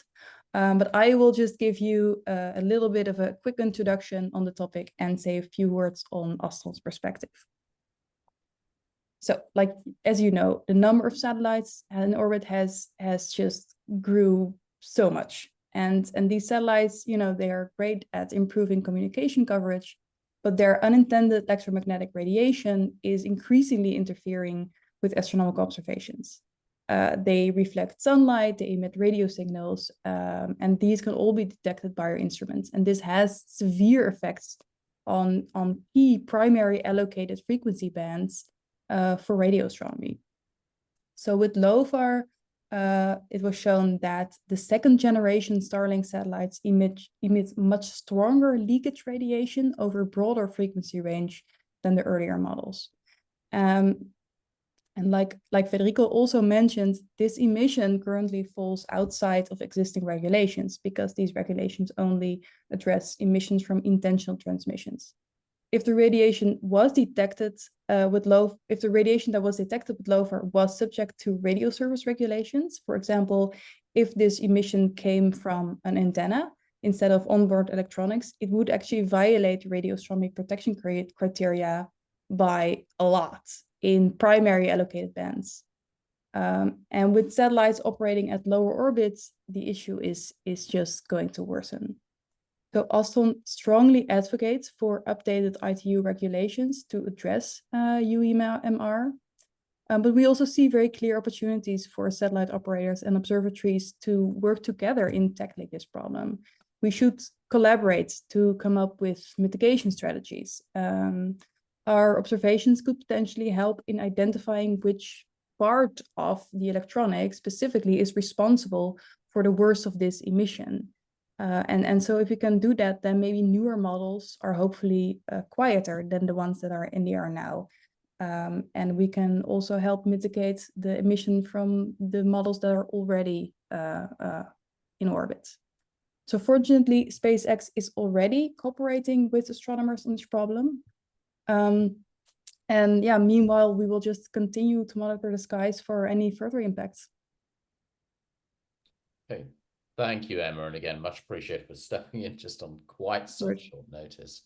Thank you for asking. That's okay. One of the sort of premises of this is to identify gaps in our knowledge, and I think in my day job, I try to make very hard the case for how this is affecting our science in particular. And the gap, I think, is that it's still a bit hard to quantify some of the impacts. So we talk about, say, the effects on the Vera Rubin Observatory, for example, and you get figures like 10% or sometimes rather higher than that, frames being lost, and depending on the circumstances. What would the panel say, and I can see there's some questions in the chat as well, but what would the panel say are the biggest gaps they see as being a problem here? I don't mind who comes in first. But what do you think the priorities for research would be? The other point I note as well is that again at the outset, the importance of bringing this together in forums like this, or maybe we almost need special editions of some astronomy journal or something where it's collated together. Who wants to respond? I go. I think we should let Federico speak We because should let Federico. he stayed up might be so in late. a plane soon or something, or going through security. If it He's at works, the I'm airport happy manager. to join. It's okay, don't worry. So my luggage just fell in the cab. So I think I kind of think you're right, Robert, on thinking on the gaps in research.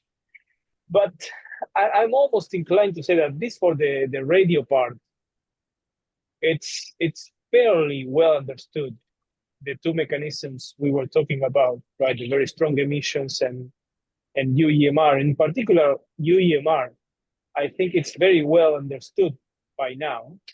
And what we are doing at the moment is trying to address it, right? So the gap in there, I would say that for UEMR in particular, is to educate the space community, which is because this effect is completely new and no one was aware of this from the space community. And it's fair to say, right? This was not a problem until you have so many satellites. So I think that's one of the gaps, and of course in regulation, right? Emma was addressing that, and we need to educate the satellite community and also the spectrum management community in explaining that this effect can potentially produce harmful interference in radio astronomy frequency bands. So that's extremely important. Okay, thank you. Andy, did you want to come in as well? Yeah. Well, so what we are trying to do with the astronomical is at the same time, yeah, we are also talking to the operators to try to explain this effect, because if they are going to address it, they need to do it from the very beginning of the mission, right, from the design, because this is something you cannot address once the satellite is up there. So yeah, I think I'll leave it there and we'll let the other people come. You dropped out for a second there, Federico, which is why I was bringing Andy, but that's fine. I think we got the gist of it. So thank you for your forbearance. I've no idea what time it is where you are, because I should be able to work it out. But Andy. I'm going to echo something that was said in the previous panel, because it's about data and data availability. There is some technical research to do. There should be more research on coatings and design of spacecraft and the various components, chassis, solar arrays, etc. But really, it's the software modeling is not too hard, but you need data to feed into those models to be able to predict what your brightness would be. So, I mean, I'm thinking here about optical brightness, of course, because that's what we've been working on recently. But it's an analogous problem for the radio. So you need some way for some potential builder of a satellite or an operator commissioning build or whatever to find out in advance if they're going to be compliant with guidelines or standards or whatever. And I think that's quite a tricky problem. And a bit because, as we heard in the previous panel, with these sort of issues, again, operators aren't always too willing to share what they know about their designs and coatings and materials and so on. But the one way we were thinking this can be done, well, it could be partly about public tools, and we've been looking at different software tools for predicting brightness. But it can also be, sorry to jump about, there's an interesting French model we've just been hearing about where, not for optical brightness yet, but for some other issues, the French Space Agency offers service to people looking for things to get licensed by them, where they offer to assess whether missions are compliant. So maybe something like that. So some of that is technical research, but mostly it's about making data and tools as open as possible. Okay, thank you. I can see whatever it is you've been saying, it's led to 3 hands going up, which I'll bring in a second. Okay, I just wondered if also, I can see Martin's got his hand up, but Ashlyn, did you have anything to add from the optical side? Yeah, what Martin was saying was kind of what I was thinking as well, but the main issue is realistically for astronomy, because I used to work at Astroscale as well. So on the industry side, when you speak to people about the astronomy side of satellite interference, realistically, the sentiment isn't very strong that it matters greatly. So it needs to be part of the guidelines or part of policy or licensing as well, because when you say make a satellite darker, no one's like for their business model, no one's thinking, yes, that's a great idea for my business. It's just for astronomy, you know? But if it's part of guidelines or part of policy or part of trying to get licensed as well, that actually would make a huge difference for astronomy rather than a set of guidelines that no one's enforcing. Okay. Emma, do you want to add anything? Yeah, I think Aisling said it very well. It needs to be there needs to be very clear, very clear policy on that. Okay, all right. Now, flurry of hands. I'm going to take in people not on the panel first of all. So, Fiona, do you want to come in with a comment? Just trying to. Hello, sorry, I'm a bit dark. You don't worry. Just to say, I kind of want to support what Martin and Federico were talking about. So I'm in astrophysics, been there for 7 years, but I'm sort of an ethnographer, and I got really interested in optical and radio interference, and I became really aware that nobody understands radio interference. They absolutely do not. I was in a government meeting with Simon Garrington, only people based in astrophysics, and he works very closely with Federico, and he explained beautifully about radio interference. And afterwards, when I talked to everyone, nobody got it at all. And I was talking to Kuiper, sort of like the environmental manager of Kuiper, and I was asking him they were talking about optical. And I said, what about radio interference? And he said, it's not a problem. We don't go anywhere near their bands.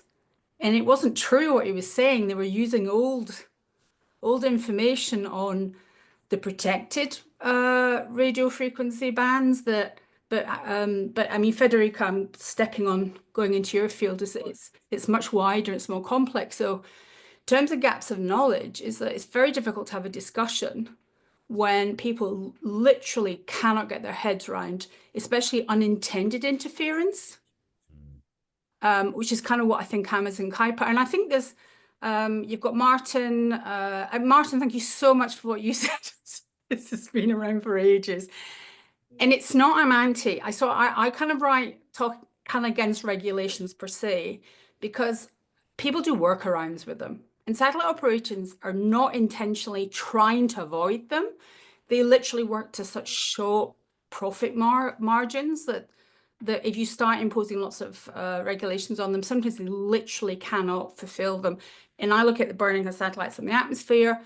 There's so many ways around that you can get, it becomes a tick box. But just going to the point, probably supporting Federico is that I really don't think people understand, especially unintended interference. Thank you. Thank you. Sorry for the darkness. It's because I'm in Scotland.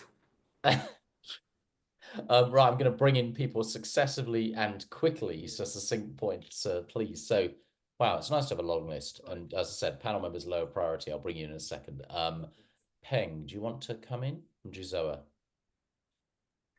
Yeah, no, thank you for that. And so just wanted to bring a slightly, the operator perspective in those things. As you know, I mean, all systems are also, designed, with several years in advance and etc.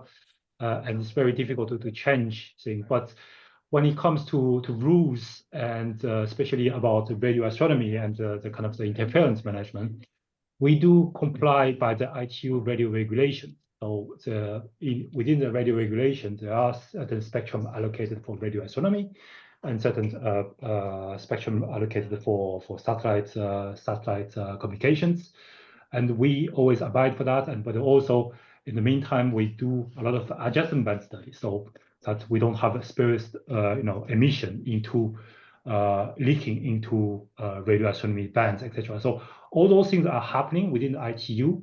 But so it is something that our operator comply. I mean, we shouldn't say there's no rules. There's the ITU radio regulation is binding for all the countries, but also for the operators as well. So the one other issue currently being discussed as well, and I think Federico mentioned that, is about the radio quiet zone, and that is slightly more complex from our perspective, because radio quiet zone basically designates one geographical location for every spectrum that is to be reserved for basically for radio astronomy, and that is slightly against what the radio regulation does, which is the rule book that we go by, which say radio astronomy only has certain kind of allocation. So we, from an operator's perspective, we try to accommodate that still, at least for example, from the uplink or etc. But it's quite difficult for us to carve out specific coverage area on the downlink. So that is the discussion that is still ongoing within the ITU as well. But just want to flag that we do go by some rules, and but those rules cannot be changed so easily because of our satellites are already in sky. Thanks. Thank you. That's much appreciated. One thing I would comment in all of this, of course, is that there is a massive tension between the function of, say, communication systems in orbit and the needs of astronomers in remote sites. Protecting those remote sites kind of goes against the working mission of some of these systems, and the unallocated bands are the problem too. But pithy, quick comments. So I think my colleague Marietta had a hand up. Are you there, Marietta? No, forget it. Just go ahead. I was just wanted Yes, I just wanted to say that I agree with all the things that are being said, but I think that having guidelines is not necessarily opposite or just kind of like replacing regulation. I think that both things are needed from a policy perspective. I think that the regulation is something that we go for all the time. Just we say we need more regulation, more regulation, but also guidelines have another use. And I think that Andy Lawrence is very right with what he's saying, because guidelines inform. That's not necessarily that's not the focus that the regulation has. So I think that both things are needed, particularly at the international level, which is quite difficult to, I mean, we've had all these issues with international law regarding dark and quiet skies, and we've seen that with the CPS, we've seen it with other organizations. So it's more difficult to think about international law in this respect. But I think that guidelines are very, very useful in that sense. So yeah. Okay, thank you. All right. Okay, and now known as keeping people to time as well. So Federico, do you think you can answer in 30 seconds, and Martin the same? I'll try. If not, I'll type. So I'd like to address what Fiona said, and thanks, Feng, for being so clear from the operator perspective. I agree with you. I think that the conversation is very nuanced, in particular when you start talking about the wideband radio astronomy observations in radio quiet zones and the emissions that rightfully are used by satellite operators, as Feng was explaining, right? So those conversations are very delicate, in the sense that from the radio astronomy point of view, we cannot try to put obligations on satellite operators to try to meet the protection criteria that radio astronomy has in radio astronomy bands, right? So there's a lot to unpack in there, and I'm not going to try to go that deep, but just to explain that there are very different parts of the radio interference, and I agree with you, Fiona, that it's extremely complicated to explain quickly. So yeah, hopefully we can try to write something down that is a little bit more clear. but yeah, there's a lot we are working on, and as Ben said it, there is work in the ITU, and the radio regulation framework is quite it's clear, but it's evolving, right? And this is what we are trying to do right now in the ITU in agenda item 1.16, for example. So I'll leave it there and I type a little bit later. Thank you. Thanks. Right. Okay. And a genuine 30 seconds this time from Martin, just before we close up the session. If you would still want to go ahead, Martin. You're muted. There we go. No, thank you.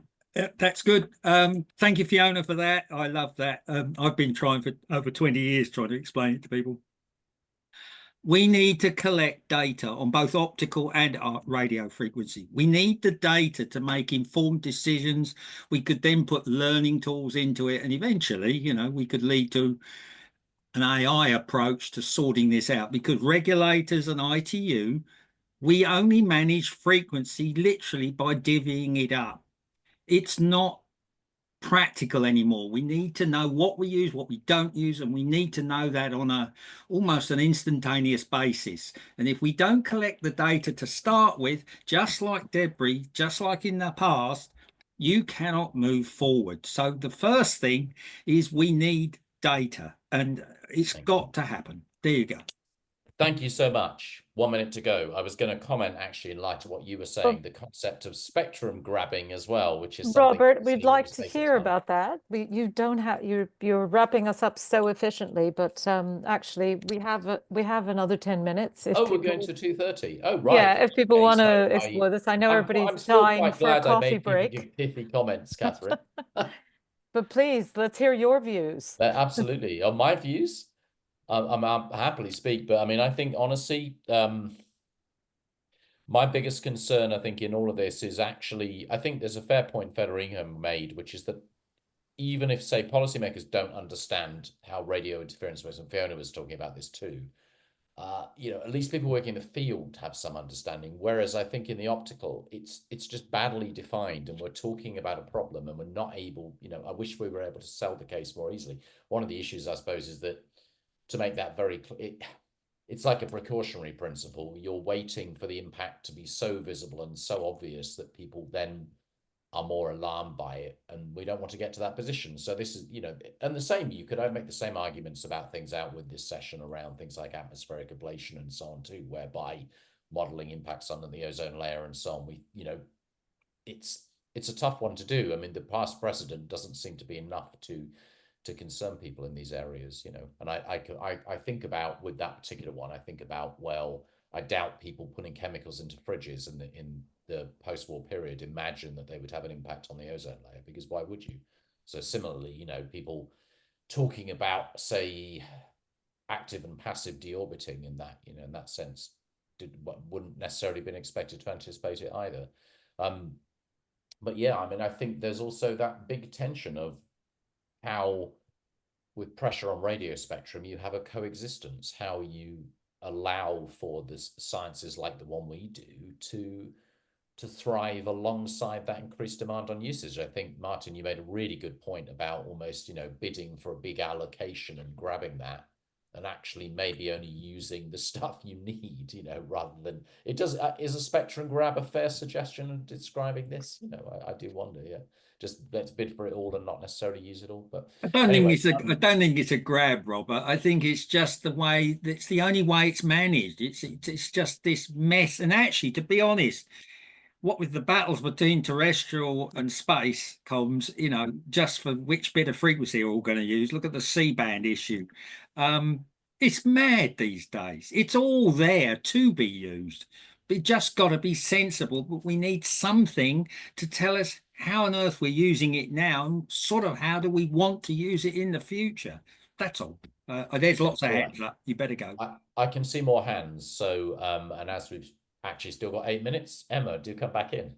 Yeah, thanks. I was just wondering about, because I think Martin made a very good point about needing information now, the use of the spectrum and needing data. But I was just curious, where would that data come from? How would we go about that? Who wants to respond? Yeah. Thank you, Emma. I think this Thrimosy thing, the way we're starting to monitor, we worked out that we could monitor lots of very simple antennas, very simple. You could almost use a sky dish for it, a FreeSat dish. But you can do this, and if we get that right and you monitor over a very wide area, eventually globally, it's surprising from one site when we started this experiment, shall we call it, what we gathered and what we've proved has now gone to the boards of certain LEO operators now to go sort out, because there's a smoking gun. And this one antenna pointing at 90 degrees found a smoking gun. We sort of knew it was there, but now we prove it by collecting data. So over here, we've sort of started to automate the RF side of life. I don't know how to do optics. It's way off, but I can't do that. In fact, how do you explain optics to all the others that can't even get the RF bit? I don't know. Anyway, that's another problem. So, but we believe we're at the beginning, Emma, of something that we can start to collect data, because that's the point, isn't it? It's if we have nothing to work with, we'll get to carry on as we are with 8-minute technology, 8-year ITU cycle. And to me, that's just crazy. That's an interesting point, Martin. I have to say, it always seems easier to me to explain optical effects to the wider public than radio ones. I can definitely say that.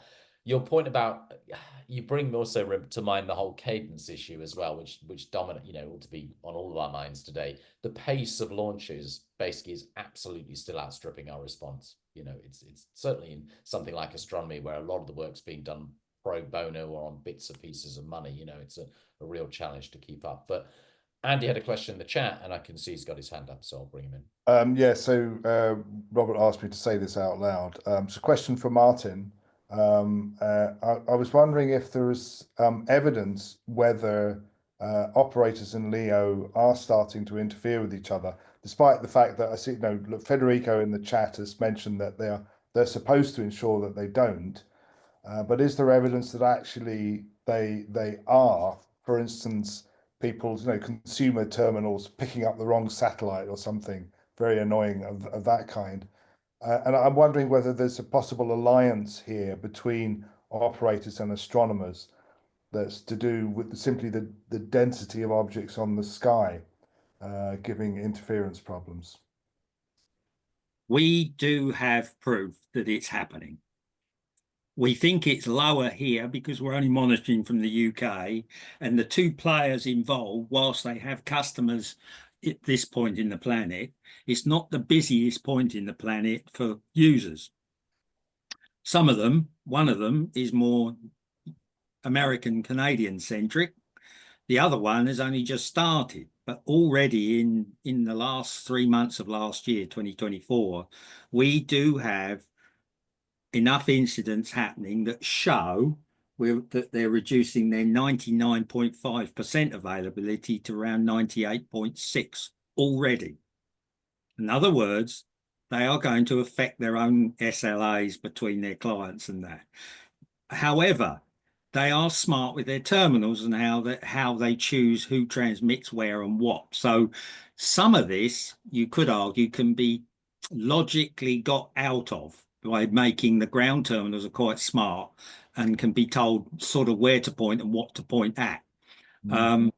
But as we get more traffic and as we put more up, there is no way, when they're all using, basically they're sharing the same bands, that this is going to happen. The only way anybody can work really successfully is to have a piece of the spectrum each that they only use, and then you might get somewhere. But it's tricky. But we do have the beginnings of proof, I think, is the best way to put it. That's very, very interesting to hear. And I'll tell you in particular, even for optical interference, why I find this interesting and important is that we've made some traction, as you can see, for instance, in the GSOA code of conduct, that people are willing to listen to the something about the brightness per satellite. But to astronomers, we think, oh God, that's barely a start, because we all know the problem actually is how many of them there are.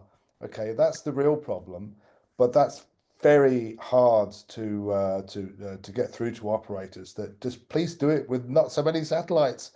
That's a very hard message to hear and to get across. So, but that question simply of how many there are is exactly the point for ground-based interference, because as you say, they're on the move. So it's just about the probability per unit time of having a line of sight event, and that is purely to do with the density on the sky. Yeah, and can I just, in defense of Leo, before we keep criticizing, when it comes to LEO-GEO interference, we're not saying there isn't any, but we've done, and it's really lightweight experiments, but overall, we have 0 cases of LEO to GEO problems. In other words, there's a Bible written to protect the GEO arc. And I would say 100% of our LEO operators meet that requirement. Whereas, again, lots of people have been saying, oh, we're going to have problems. We're going to have problems. Well, yes, but when you actually look at the results, the data, it's telling us, no, it's not a problem. They're doing the right thing. So I don't want to be critical of everyone because it's a commercial aspect here. And you know what happens when you start criticizing commercial things, it all can get very, very, very angry. So probably less than angry, but probably angry. Right. So Okay. there you go. Thank you, Martin. Now it is actually 2:29. 30 seconds or so to go. Peng, I can see you've got your hand up. Can you say something in 15 seconds? And I will hold you to that. Sure. I think that's was just going to react to that about all the coordination. The system is working fairly well. There's no existing kind of interference issue between the operating operators. One thing I want also to mention is that there are user terminals that is designed specifically to pick up from several constellations or several kind of satellites system, and those are already working today.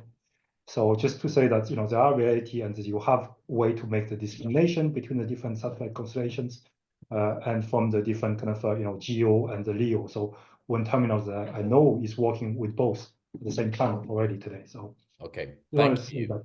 Appreciate that. Okay, and that's a good, interesting point to end on. I know we've got the plenary discussion later on if people want to return to any of these broader issues as well. But thank you to everybody on the panel. Lots of good questions, actually. Quite a lively discussion. I think really valuable. I won't keep you any longer from the scheduled break now.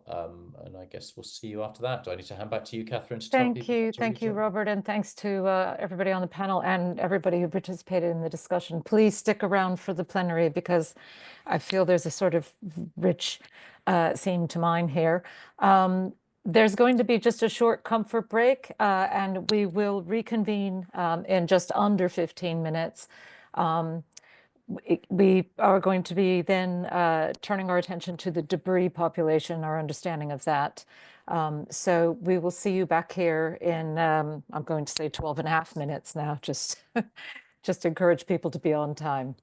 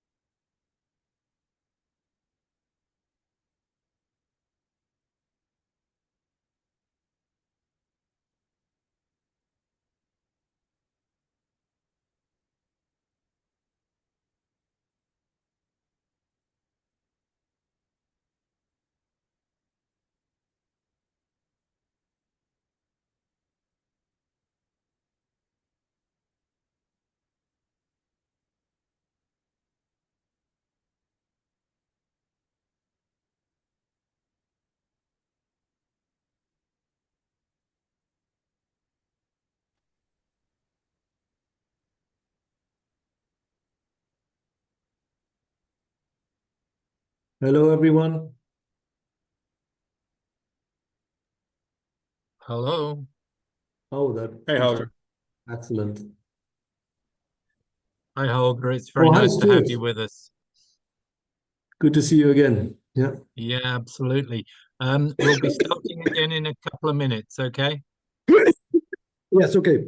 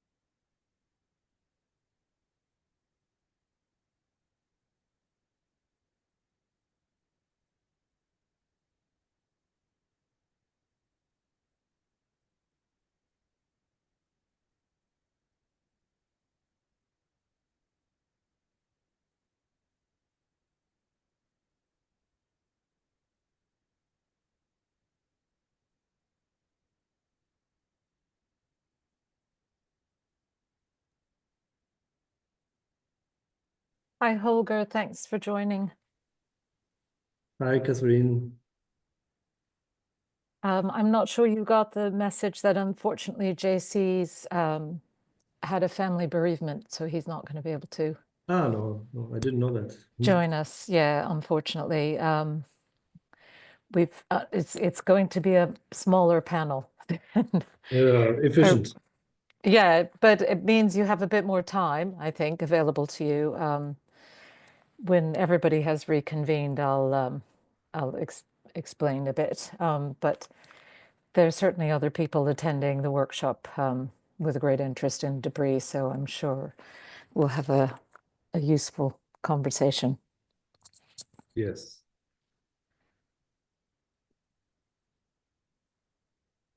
I just came back from Harwell yesterday. Yeah. So, but Oh, yes, yes, I was there the day before, and I knew you Yeah. were coming. Yeah. That was a good 3 days there. Yes, I agree. Well, let's give people 60 seconds to reconvene.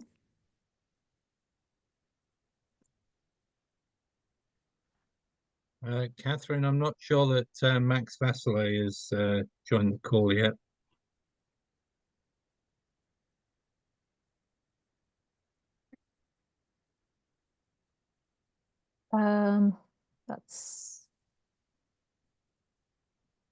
I'll just check and see if I've heard from him.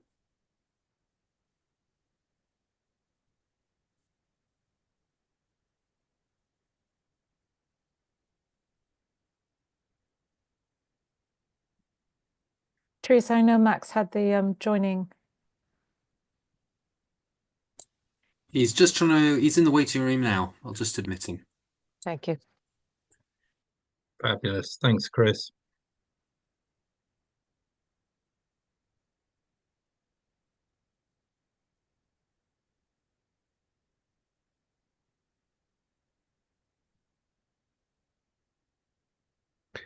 Hello? Max. Hello. Can you hear me? We can, yes. Okay. I'm just looking to see if we can see you, which there, you're coming now. Hi, Max. Thank you so much for joining us at an unreasonable hour. We're going to reconvene now, and unfortunately, we did have a really useful and interesting conversation about the satellite population earlier, which touched a bit on debris and what we understand about it and what we don't. For this last session of the workshop, we've unfortunately been a little bit shrunken in our panel size due to various issues around illness and family bereavements and the such. So I'm afraid that JC Louis is not able to join us, and Hugh Lewis is also not able to join us, and Darren McKnight has not been able to join us. So we have a small but beautifully formed panel on this topic. And what I would like to do is, I know that there are many other attendees in the workshop who have a great deal of expertise in the debris environment as well. So, please do participate in the conversation. So I will hand over to Stuart to chair the discussion, and I'm looking forward to hearing everybody's points of view.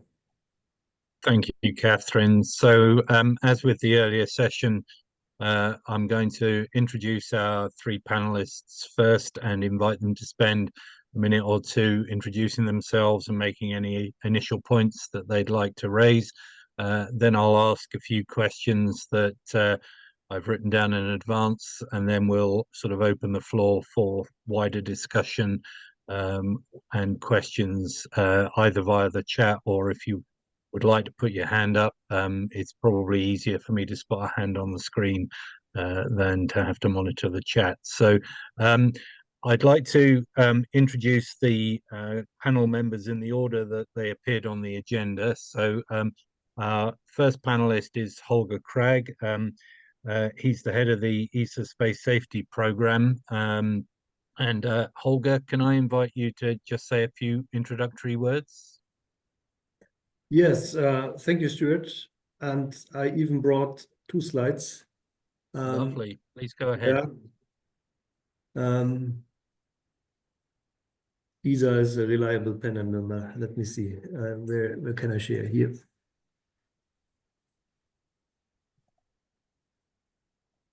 You should see a share at the bottom or top of your screen. Yes, it's coming up.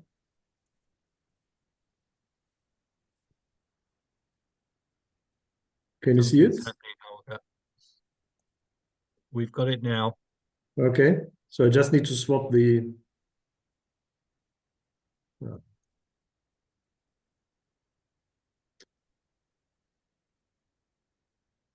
Now you should have the full screen mode, right? So, yep. Thanks so much for having me on the topic on insufficient modeling that we have. This is indeed something that is keeping us busy, and it's more frightening than one might think. I'll show you one diagram. This is a comparison between the de facto only 2 models that are existing in the world, describing the space debris environment in space. So one is the European one, we call it MASTER, and the other one is the NASA one, it's called AUTUMN. And when you look at it, you might say, well, the lines, they're very close together. That's true. That's true on this part of the diagram here, where we are talking about really big debris objects, 1 centimeter, 10 centimeter, 1 meter, that's it here, and then even 10 meter. Of course, we have clarity. But if you look at where we stand at lower sizes, these are going apart. And I would like to remind you that this is a logarithmic scale. So what you see here is a difference of a factor of 100. So in other words, at size thresholds around 1 millimeter, we actually don't know the environment. This is, I think, fair to say. And that's no surprise because we cannot measure these objects well, and I will explain it. However, they are critical because a 1 millimeter object can do damages to space objects up to full termination of the function. So it can basically kill a spacecraft. And it makes a difference if there's 1 or 100 of them, and that's the deviation that we have. It has been since that like that since many years, and it could not be solved. Why can it not be solved? Because we cannot measure. This is a diagram showing you what kind of measurements you have available as a function of the object size. So again, a logarithmic scale here. And obviously, the big objects, 10 meter, 1 meter, 10 centimeter, you have several radars available in the world that can track them, sometimes down to 1 centimeter. This would then be more statistical observations, but at least you can count them. And in the geostationary orbit, it's even more of the higher end of the diameter regime.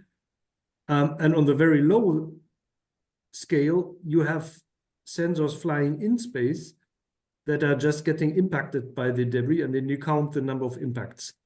You can use a dedicated sensor for that, but you can also inspect any sort of platform or satellite that has been in space for a while and just count the craters on them. That has been done, for example, for the Columbus space station.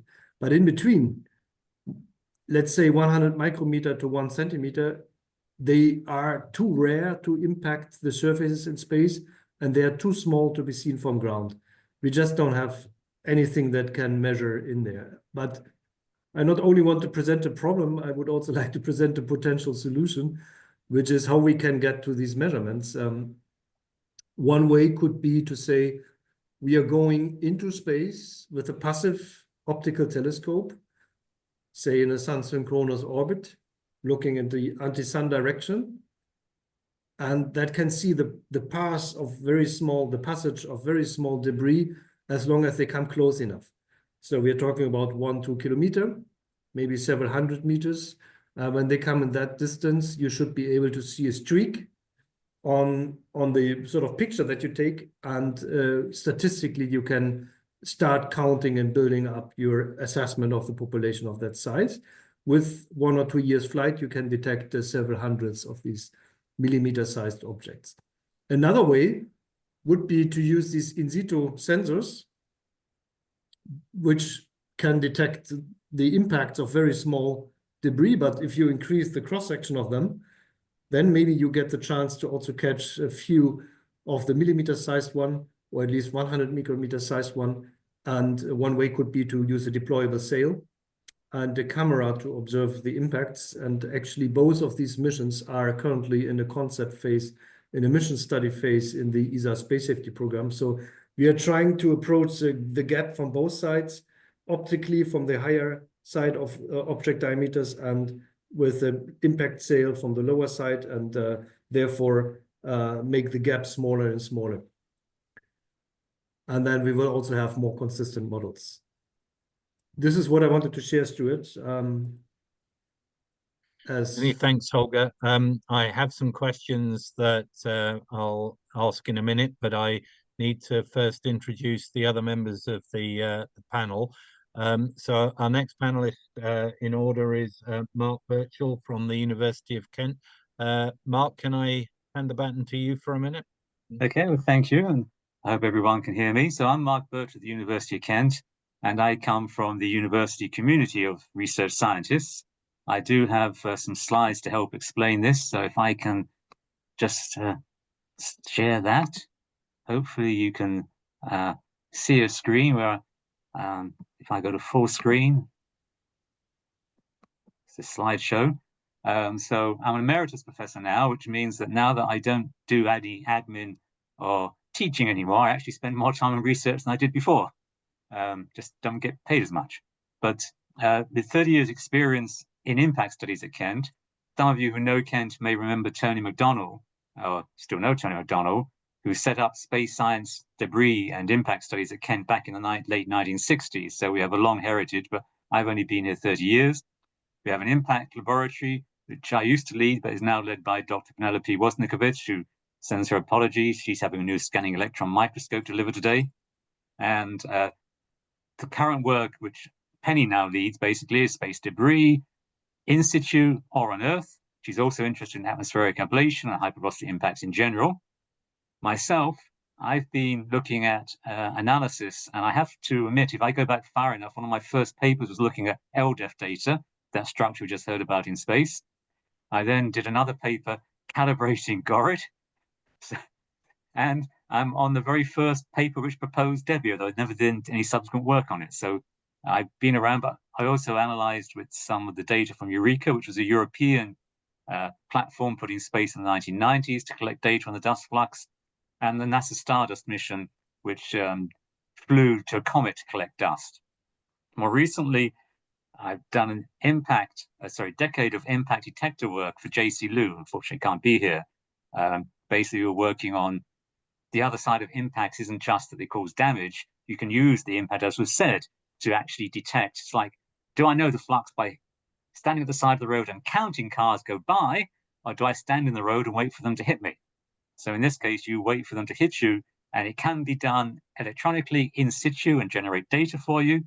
And so we spent must be more than a decade on resistive grid technology, acoustic sensor technology, and so on and so forth. And the last one we were working on was impact light flash technology. And that was part of what was called the Dragons SGS program. Currently, I do contract work, as I said, at Kent, led by Dr. Wosniakowicz. And one of our current contracts happens to be the Phase A study for Sailor. So we've been helping with that Phase A study where you just heard that if you put a large solar sail in space in low Earth orbit, you would hit it, you would generate some acoustic signals, you detect them, and you can start to measure the flux. So we're very interested in both the flux and the damage caused by that. And if you want to know what we do, we've got a light gas gun in our lab. So we fire the light gas gun, which is on the right, and you can see the team on the left with Penny in the middle, and myself wearing the tweed jacket in the lab, which of course we always wear when we work in a lab in England, because we don't wear lab coats basically. And so that's what we look like, and what a lab looks like is actually a very small, compact light gas gun. And to come back to the problem, we've just seen one figure showing you that versus size, which is what this graph shows you. On the horizontal axis, you go up in size, the vertical axis is flux. You can split it between the natural micrometeoroids and the anthropogenic orbital debris, but there is a gap where the statistics are either poor or old, there are data gaps, and then you get the large objects which can be tracked and are much more easy to track. But unfortunately, this size gap and this poor and old statistics gap happens to coincide with that size regime where things get dicey, where the flux is, as a consequence of these data gaps and poor statistics, is not very well known. But if you want to just quickly summarize a consequence versus size, you can make tables. This is one of ours from a recent publication, but you can find several of these in the literature over the years. As you go up in size, the consequence of an impact goes up as well. But by the time you are getting to this critical data size regime, the amount of damage you do starts to being from localized damage to critical damage, because you can penetrate things, you can damage things, and you can cause mission failures simply due to puncturing pipes, puncturing connections, penetrating into the interior objects. So the spacecraft, in effect, can become lost, even though it's still not catastrophically disrupted, which is what people usually assume is the disaster. But in terms of just killing a spacecraft, it's actually this smaller size, which being more frequent, as we just heard, these graphs are logarithmic, but being more frequent is therefore a greater hazard in many respects. And also you can start to generate multiplication of your debris, because one impact on the solar panel will start to generate many small fragments which go off, some actually being larger than the original impactor. So you have that multiplication factor kicking in, even at these smaller sizes, before you get to the catastrophic disruption, where for a large satellite, you would need a few centimeter objects. But to be honest, if you're looking at a CubeSat, even something just under a centimeter will just demolish a CubeSat if it hits it. So that's the background, and that's my history in about 2 minutes of what I've been doing over the years, why I'm interested in it, and what we're doing currently, and why at Kent we do testing either of new sensors, technologies, or we look for ways to understand the damage a bit better onto actual structures. So I'm now stop sharing, and we can go back to Stuart. Thank you very much indeed, Mark. That was extremely enlightening and sort of underscores some of the conclusions that I saw reported from some of the micrometeorite work that was being done at the Natural History Museum on returned material from the Hubble Space Telescope, as I recall. They too seem to be highlighting a sort of a degree of uncertainty in the statistics, and I guess we can discuss that a bit more depth in the panel in a moment. But certainly we can, because I'm a co-author on that paper. So before we do that, I need to head around the world, I believe, to Max Vasile, who I believe you're in a different time zone, Max. Yeah. Okay. Hello, everyone. I am at -8 hours from the UK. So I don't have a presentation, I'm sorry, but I can introduce myself. My name is Max Vasile. I'm from the University of Strathclyde, and I've been working on different aspects of space safety. One is modeling the space environment and trying to propagate basically the current space environment and derive some indicators of the health of the space environment. This is something that has been presented also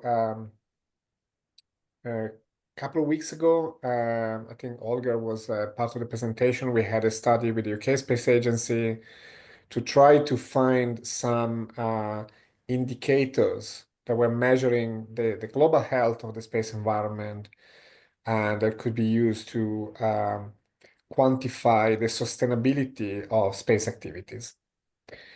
And one interesting thing is that, as the other people in the chat said, one part that is very difficult to model is small fragments, small objects, how those small objects affect the space environment is probably the part that is most uncertain in the development of an evolutionary model. But looking at, say, the theoretical evolution of the space environment, and in particular, looking at the concept of space carrying capacity, so what the environment can or cannot sustain in terms of number of objects. The number of fragments is quite important to understand if the environment is stable or unstable.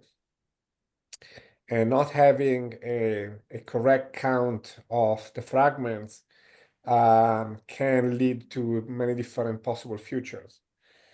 And that is certainly one point which is quite difficult, because another part of my work is to trying to detect and track objects. And from ground is quite challenging to go down to the size that Olga presented. But that is quite important to have a clear picture of the evolution of the environment, and also to understand how payloads, for example, can be affected, and to detect, for example, an anomaly and associate that anomaly to an impact with a fragment and not to something else.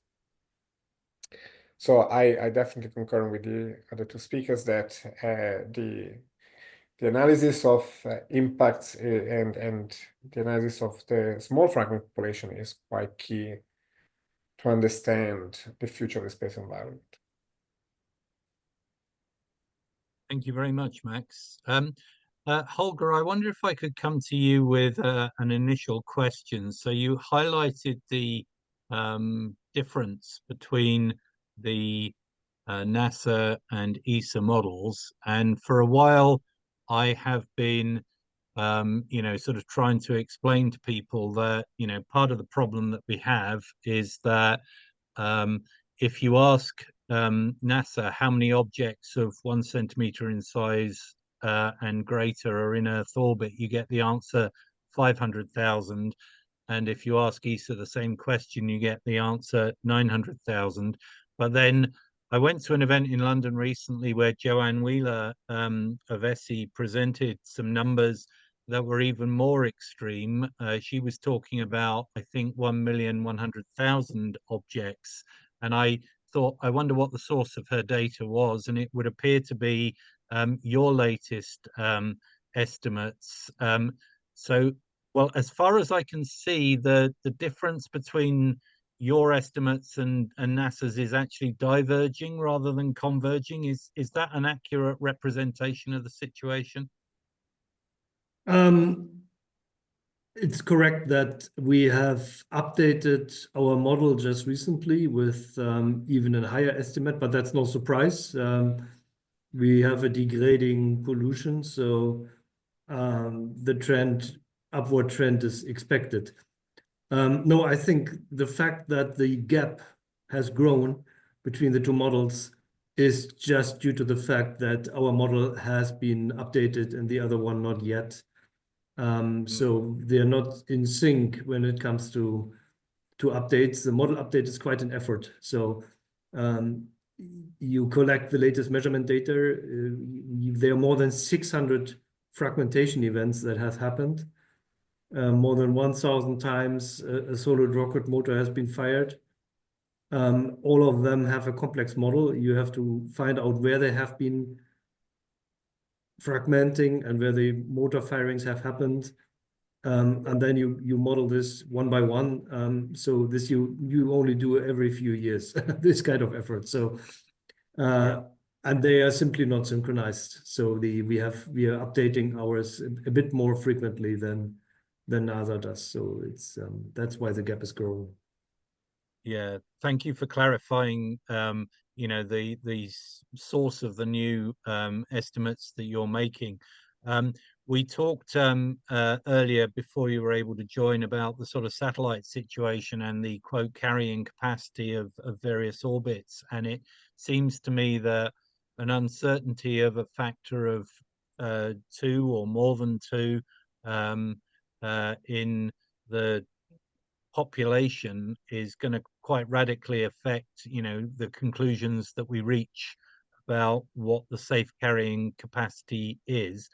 I wonder though if I could ask Mark to comment on the point that he made about the sort of micrometeorites and the man-made debris. Do we, in terms of the relative flux of those, I think you showed the flux of micrometeorites being higher at small size object size.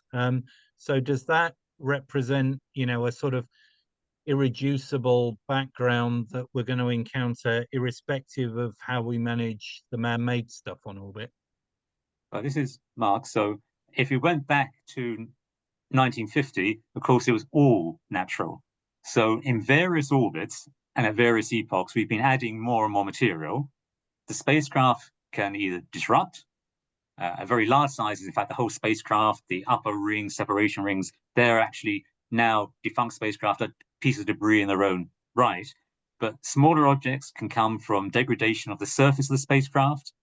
So paint peeling off, for example, or micrometeorites might hit anyway, but in the process generate a multiplication where there's more ejector coming off than the one that went in. You get so many coming out, in which case you get spacecraft materials now.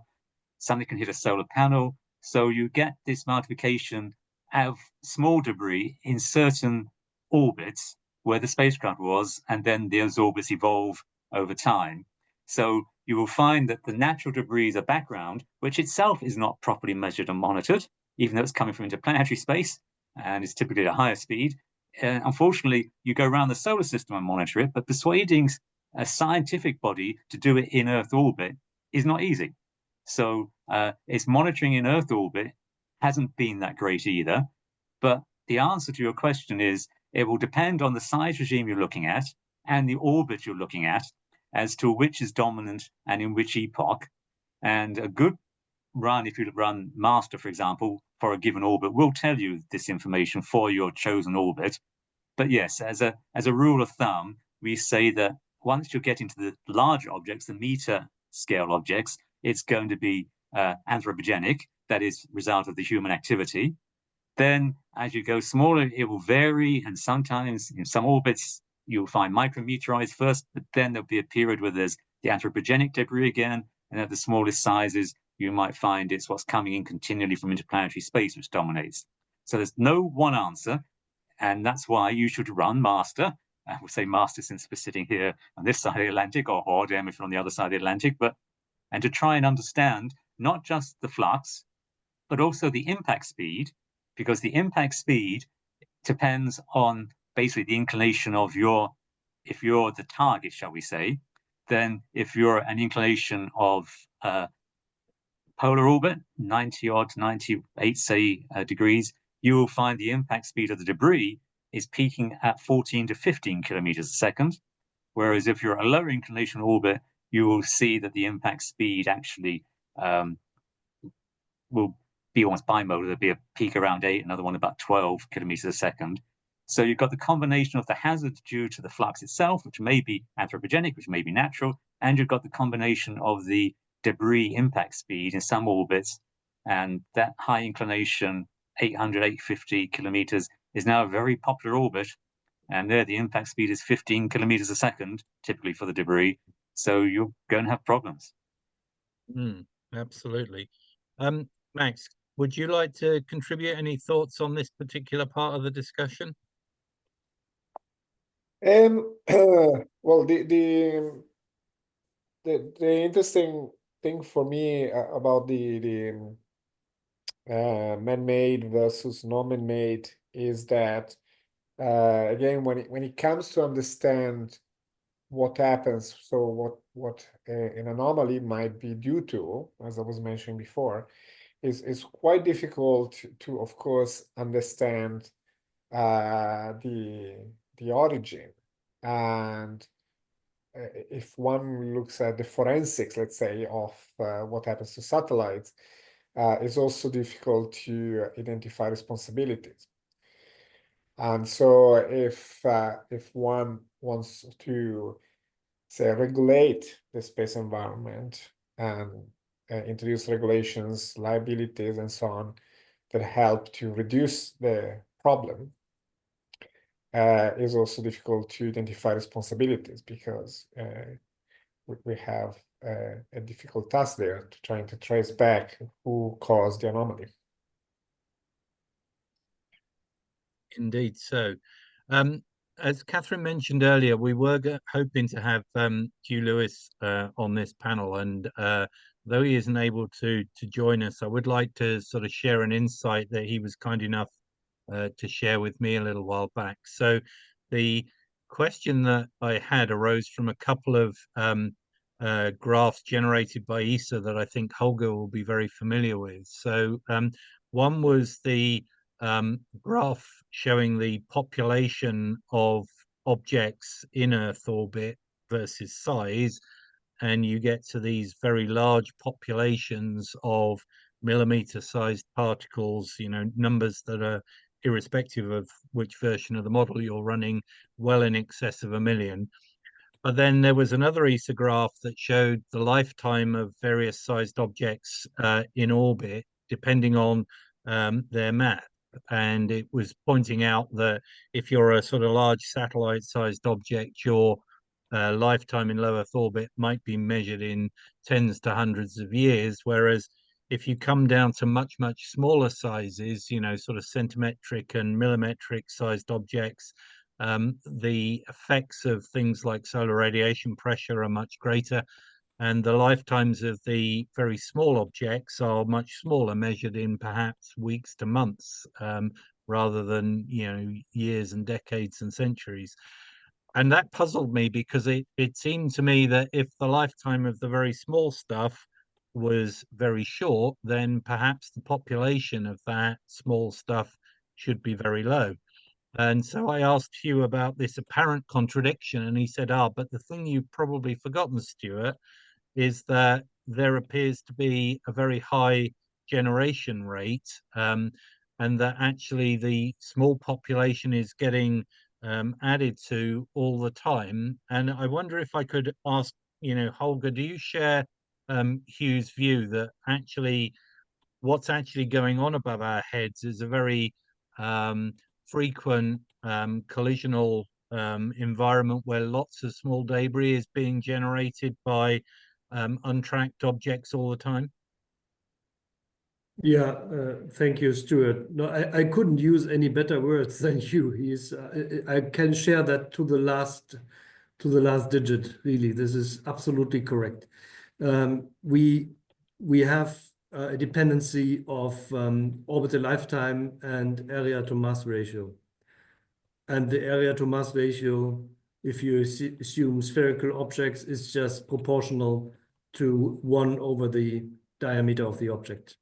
So the smaller the object are, the higher the area to mass ratio, the more quick they disappear. That's good, because atmosphere is cleaning out, atmosphere and solar pressure are cleaning out the small objects for us.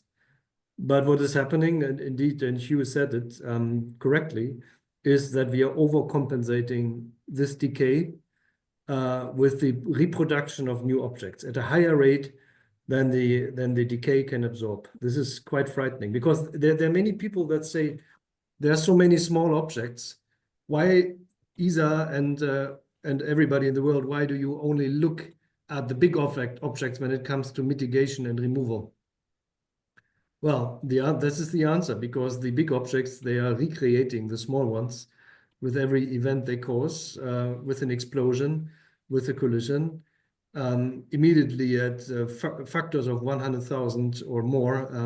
Out of one object, you reproduce several smaller ones at a rate that is higher than the atmosphere can absorb. So all the mitigation actions and active removal actions, they are targeting the big objects exactly for that reason, because they are the source of the small objects.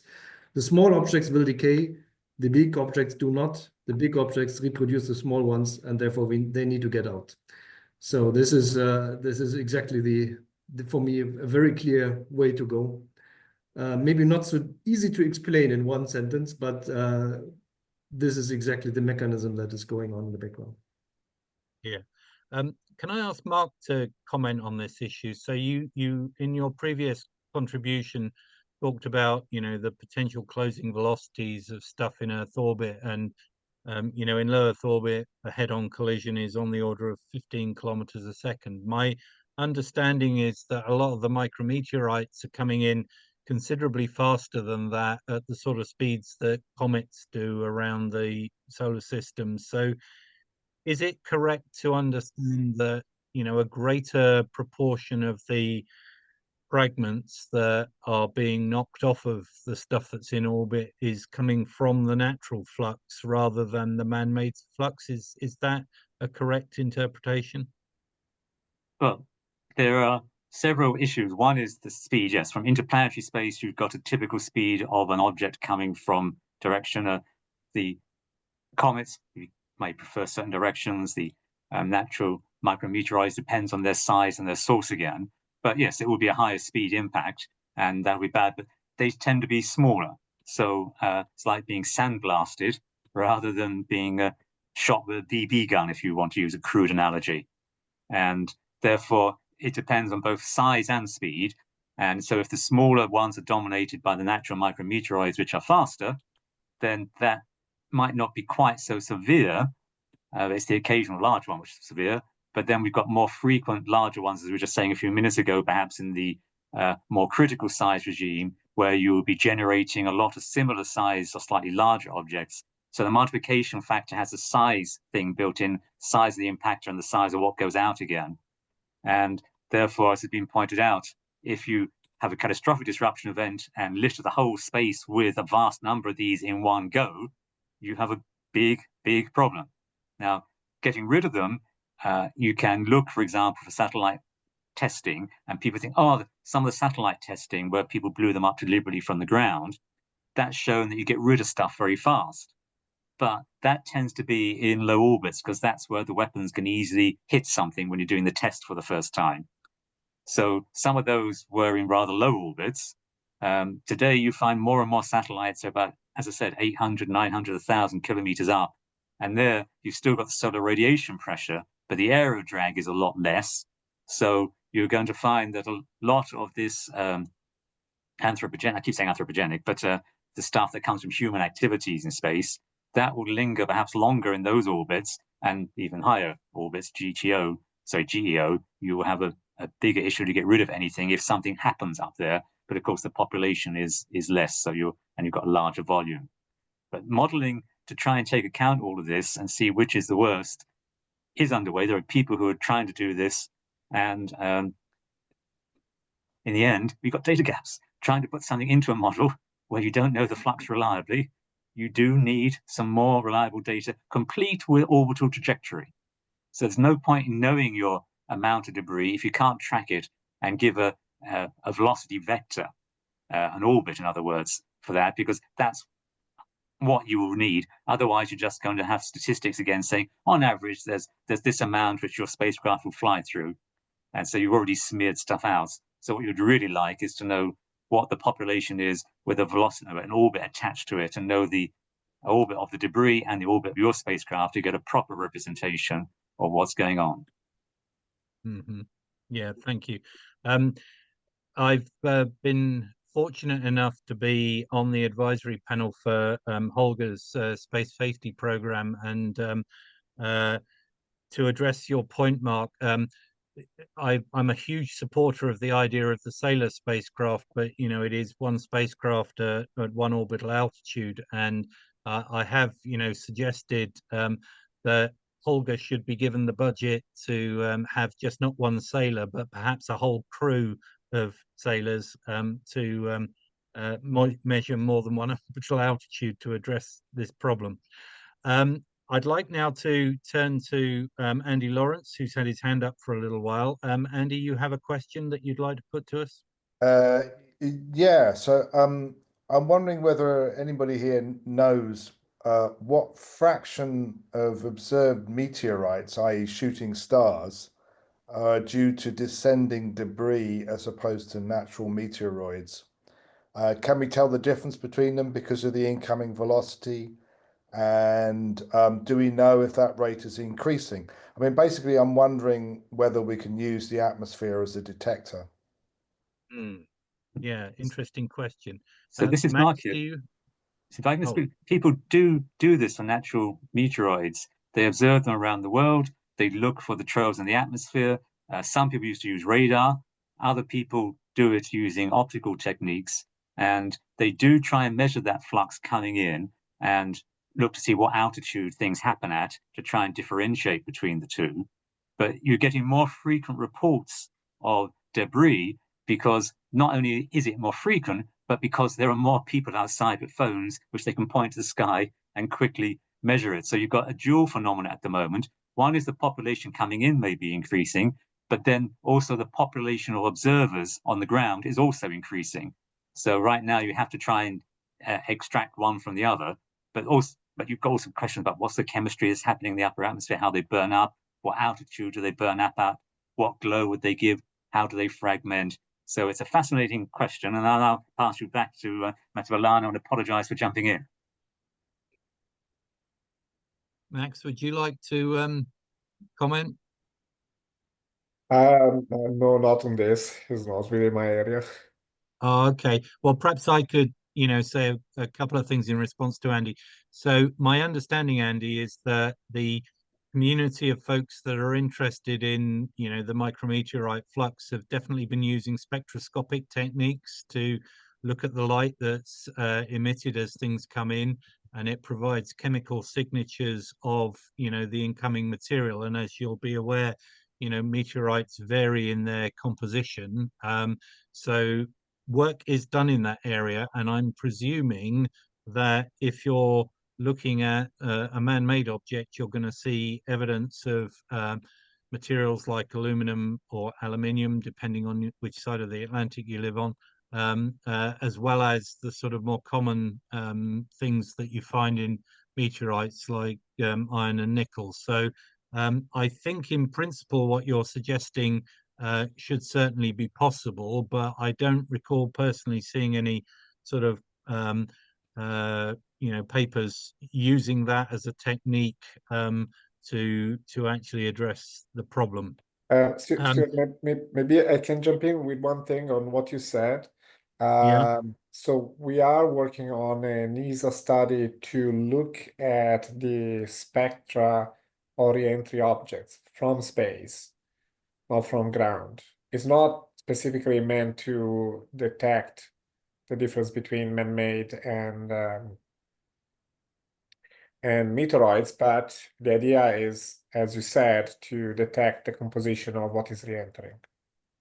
Okay, well, that's encouraging because that implies that we may have more data in the future, even if we haven't got, the data as Mark indicated earlier. I will work through, I can see 4 hands at the moment. I'll work through them in the order that I can see them. So Duncan, I think you had your hand up first. Can I invite you to comment? Hi there. Thank you. Can you hear me okay? Yeah, absolutely, mate. Yeah, so I just wanted to chip in something which probably sounds familiar to you. It's one of my my own hobby horses. So in supporting satellite insurers, we become aware of let's say little dings on the spacecraft and what might cause them. And we are interested to understand, as this is effectively a separate source of data, whether that could be orbital debris or micrometeoroid, but the number of events so far is so small that you can't really draw too much of a conclusion. And that is obviously has to mix in with the fact that different operators will have a different threshold for whether they think it's worth reporting something like that. It's worth also mentioning that as well as it being difficult to distinguish micrometeoroid and orbital debris, although I have seen some interesting arguments that look plausible, there is also the, but could it be electrostatic discharge? And for those that are unaware, this is something that neatly links us to next week's session. So an electrostatic discharge on a spacecraft results from charging, usually from electron fluence charging, and the resulting discharge can cause a puff of plasma, which might be quite trivial, but sometimes causes a secondary arc where a high voltage discharges to a low voltage through a self-sustaining plasma, and then you'll notice it.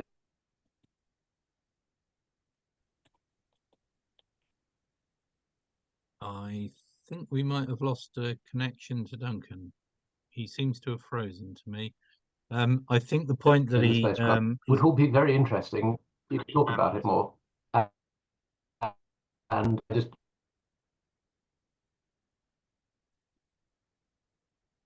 Duncan, if you can hear me, you're breaking up quite a bit, Duncan. I'm sorry, mate. I think we got the gist of your point that there are potential, sort of challenges in understanding all the phenomenology here. So thanks for the point. I think given the communications challenges, if I could move on to the next comment was from Jonathan McDowell, I think. Jonathan, thanks. I just wanted to say about Andy's point about whether you can use the atmosphere, the flash in the atmosphere. I mean, for larger reentries, right, it is very easy to tell from the angular velocity whether it's space debris from low Earth orbit or a meteor coming in from heliocentric. I mean, just dramatically different. And so I am assuming that the same is statistically largely true of the smaller objects. And so I do think that that's something one could do. And what's not clear to me is if the slower small artificial debris re-entering, how the slower velocity relates to detectability, visibility, right? It's not going to be as bright as a comparable shooting star. So that's all I want to say. Thanks very much, Jonathan. The next hand I saw was from Stefan. Would you care to come off mute and contribute? Thank you. Yes, hello. Thank you very much. I have one question for Holger regarding the Wisdom's mission. So we heard several times that it's not only important to have the statistical data on how much small debris there actually is, we need to know the orbits. So the Sailor mission is something that, again, can only tell us on the orbit where the spacecraft is, the statistical distribution of these small debris. But can the Wisdom's mission also bring us orbits? Thanks for the question, Stefan. No, the Wisdom's mission cannot bring orbits. It was also not designed for it. It will do statistical counting in the orbital altitude shell that it is flying in. So it would be a direct input to the validation of statistical models. We getting operational routine orbits of these small particles, where the orbits are anyway very short-lived. You know, they decay fairly quickly. That might be a difficulty to do that operation, because you would have to launch one VISTIMS after another to first of all cover the full arcs and then keep them up to date. So this would be more a statistical sampling. However, having said this, the same type of spacecraft, if used in a different observation mode and looking in a different direction, for example, towards the geostationary ring, could well determine orbits of much larger objects on the geostationary ring, because they will have a much longer presence in the field of view. The angular velocities are just lower, and you can much more systematically follow them. And therefore, you could use a single instrument in space, replacing a network of telescopes on ground, to do what we do for the systematic observation of geo objects. So we have been often discussing whether maybe both principles can be demonstrated with a single mission, but just changing the observation mode.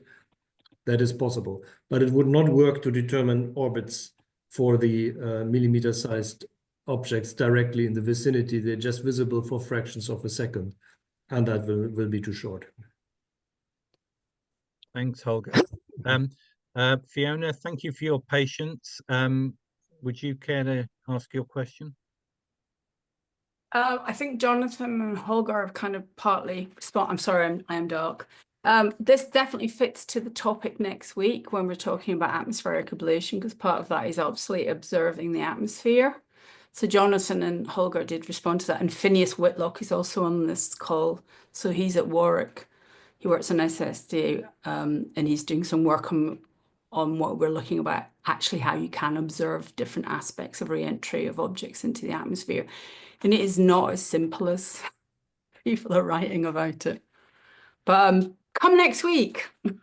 Okay. Please bring your questions, because it is an open question, but it would be really great to have people that are on the call just now to actually discuss it in a bit more detail. Yeah. Thank you. Thanks, Stuart. Thanks, Fiona. I think I'd like to ask a question of the panelists, and perhaps I could start with Max. Based on your understanding of the problem, obviously there's a lot of stuff happening in low Earth orbit, and there's potentially a lot of debris there, but there's also a fair concentration at GEO, and although there are fewer objects, perhaps maybe they're all in rather more similar orbits. I wonder if you have a view about, which is the greater problem and which one, perhaps we have the greatest need for more data on. That's an interesting question. I think that the LEO environment is of course faster, more dynamics, and it seems that at the moment, at least from the simulations that we have, there is more risk simply because of the traffic that is going to increase. At the same time, I mean, the generation of fragments in GEO is way more problematic, because the sink is not really working the same way. That there is, of course, the fact that higher to mass ratio objects tend to become elliptical, and so they don't remain really in GEO, and affect also other orbital regions. I cannot tell which one is actually the most critical, but definitely things are moving much faster in LEO. So yeah, thank you. I would refer back to the point that Don Polacco made earlier in the call, that quite a lot of the stuff that he's been able to observe with his team in high orbits appears to be rotating, and I guess that implies a degree of interaction between the debris and the environment, perhaps an effect a bit like the Yorp effect for asteroids, if you're familiar with that idea.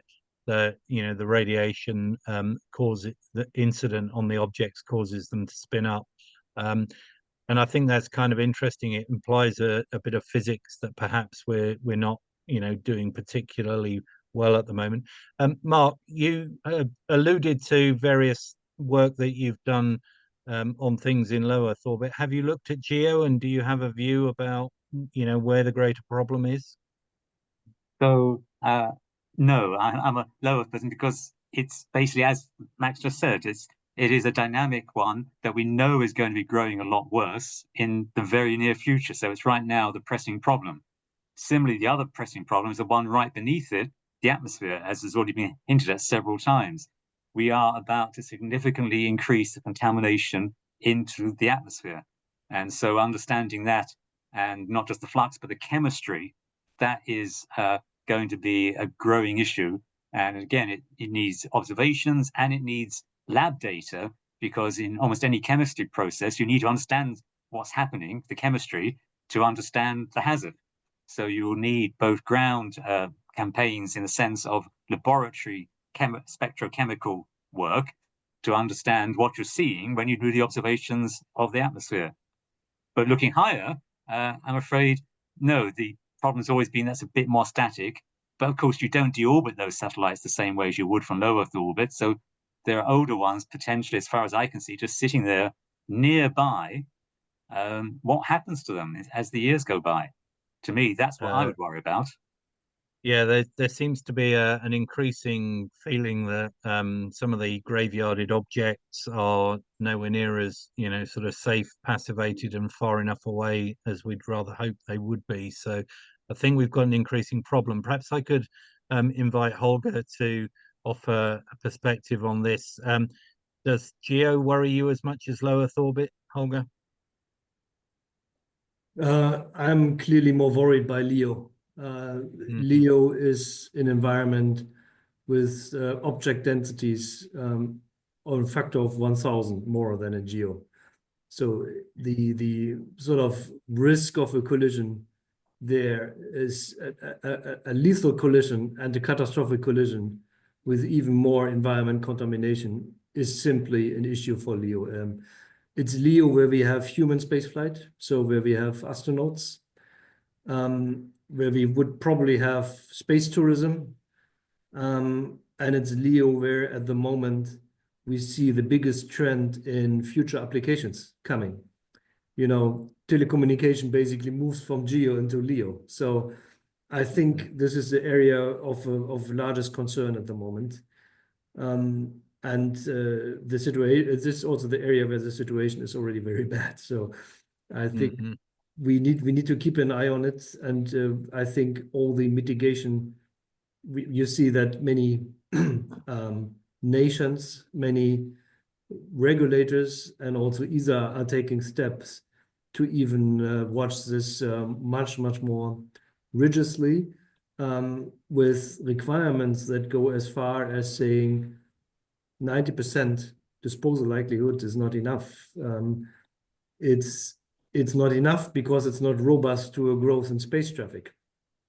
If out of 100 objects, 10 fail to apply mitigation measures, that might still work, but out of 1,000, 10% fail, that will certainly not work. So we need something that brings this success level up. And here technologies come in on the platform themselves, but even active removal is a point that we need to consider. So yes, this is a real concern, and again, special densities are by far higher. And the geostationary ring doesn't mean that it's not important. It will play a role in the future, but it's at the moment a diminishing role. On the other hand, we have the cislunar environment. And the cislunar environment is still more or less virgin, although collision avoidance is already happening there, only between active assets, those we have data. But we will soon have a number of non-functional assets, and nobody knows where they are. So here maybe there's a way where we can provide information in a systematic way, the way we should have done it in LEO from the very beginning. That's a good point. I think we have time for one further question before I have to hand back to Catherine, but I'm going to invite her to ask a question. Well, we could leave it to the plenary if you like, or tell me it's irrelevant, but we've been talking a lot about the kinetic aspects of the debris population. And what I'm curious to hear is from the other attendees is whether there are any implications, adverse consequences of the growing debris population in terms of optical impacts and in terms of radio frequency spectrum interference impacts. I don't know the answer to either of those questions, so I just thought I'd pose it to the people on the workshop. I don't know if any of the panelists would particularly like to comment, but I'm aware that the Murchison radio array in Australia has been used to detect the International Space Station simply from the reflections of terrestrial radio from it. So, you know, that's just a standard FM radio station bouncing off the International Space Station and being detected back on the planet. My understanding of the sensitivity of the full square kilometer array is that it would have enough sensitivity to detect meter-sized objects, debris objects in low Earth orbit. So at least in theory, there's going to be quite a large population of fairly big objects, you know, up there that would cause incidental problems for the radio astronomy community, well, particularly the square kilometer array folks, is my understanding.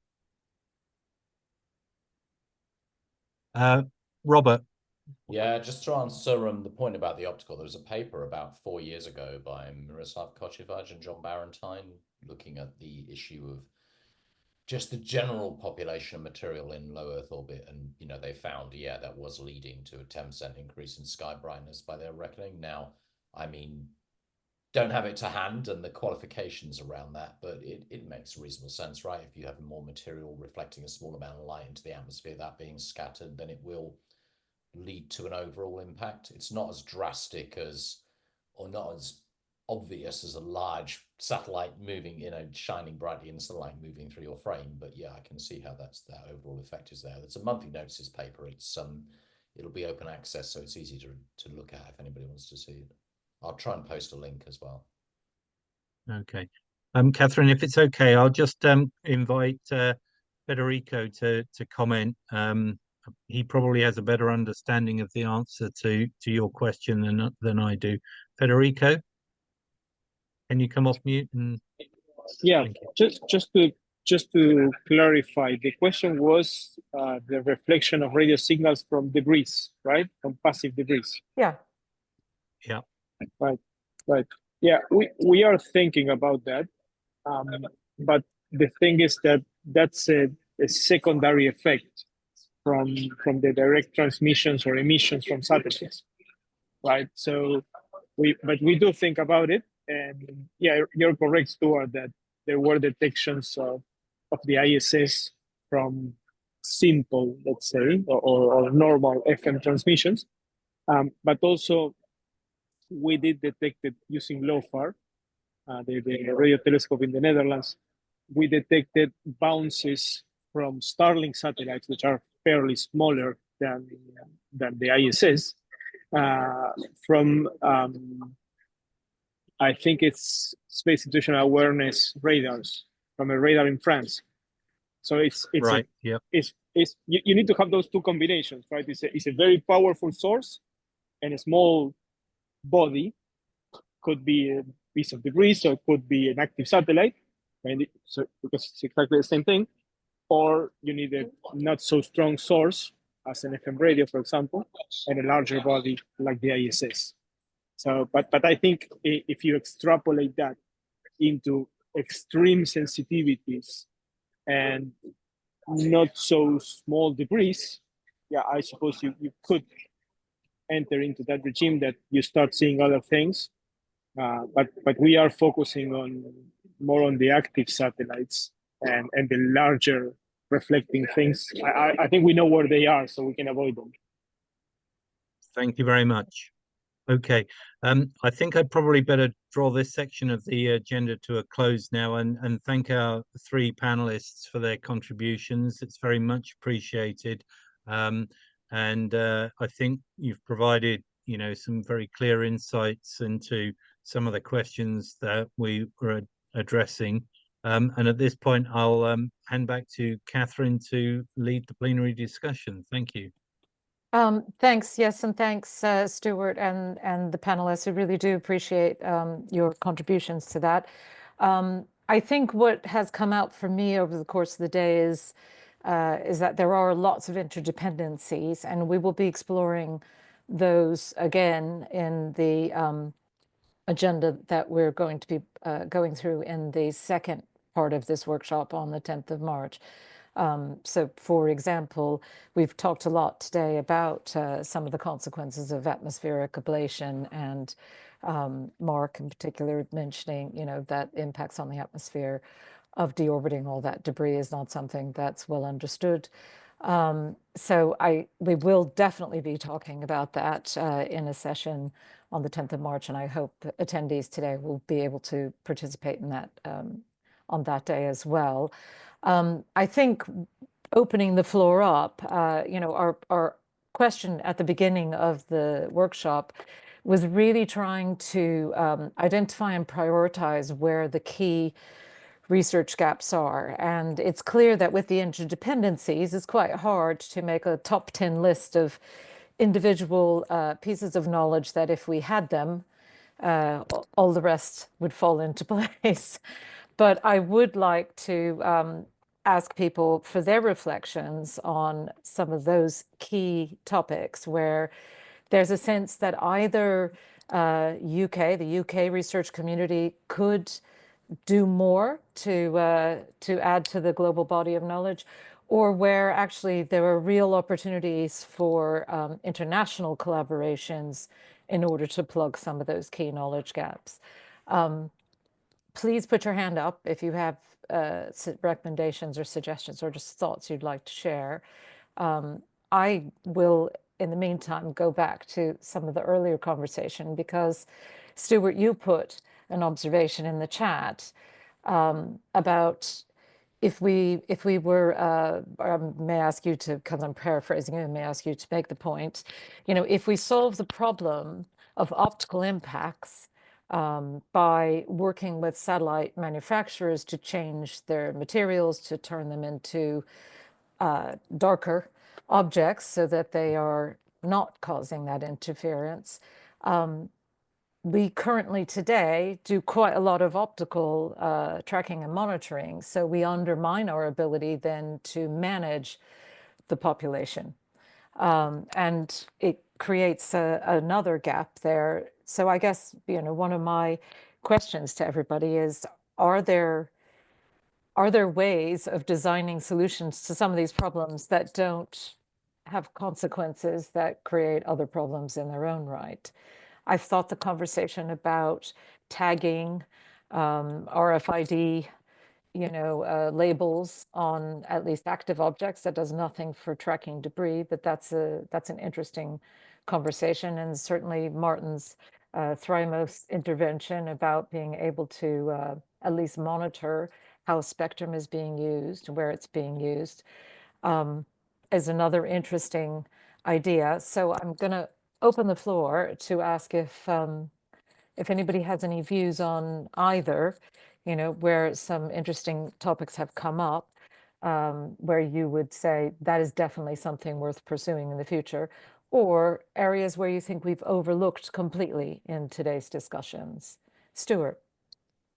Yeah, Catherine, since you kind of raised the point that I was discussing in the chat with Andy, and he quite rightly pointed out that, quite a lot of the optical tracking currently is of geo objects, and obviously there are fewer of them, and they don't tend to leave streaks. They're rather more like points. Well, it depends how you're tracking, I guess, but they're less of a problem perhaps than some of the stuff in low Earth orbit today.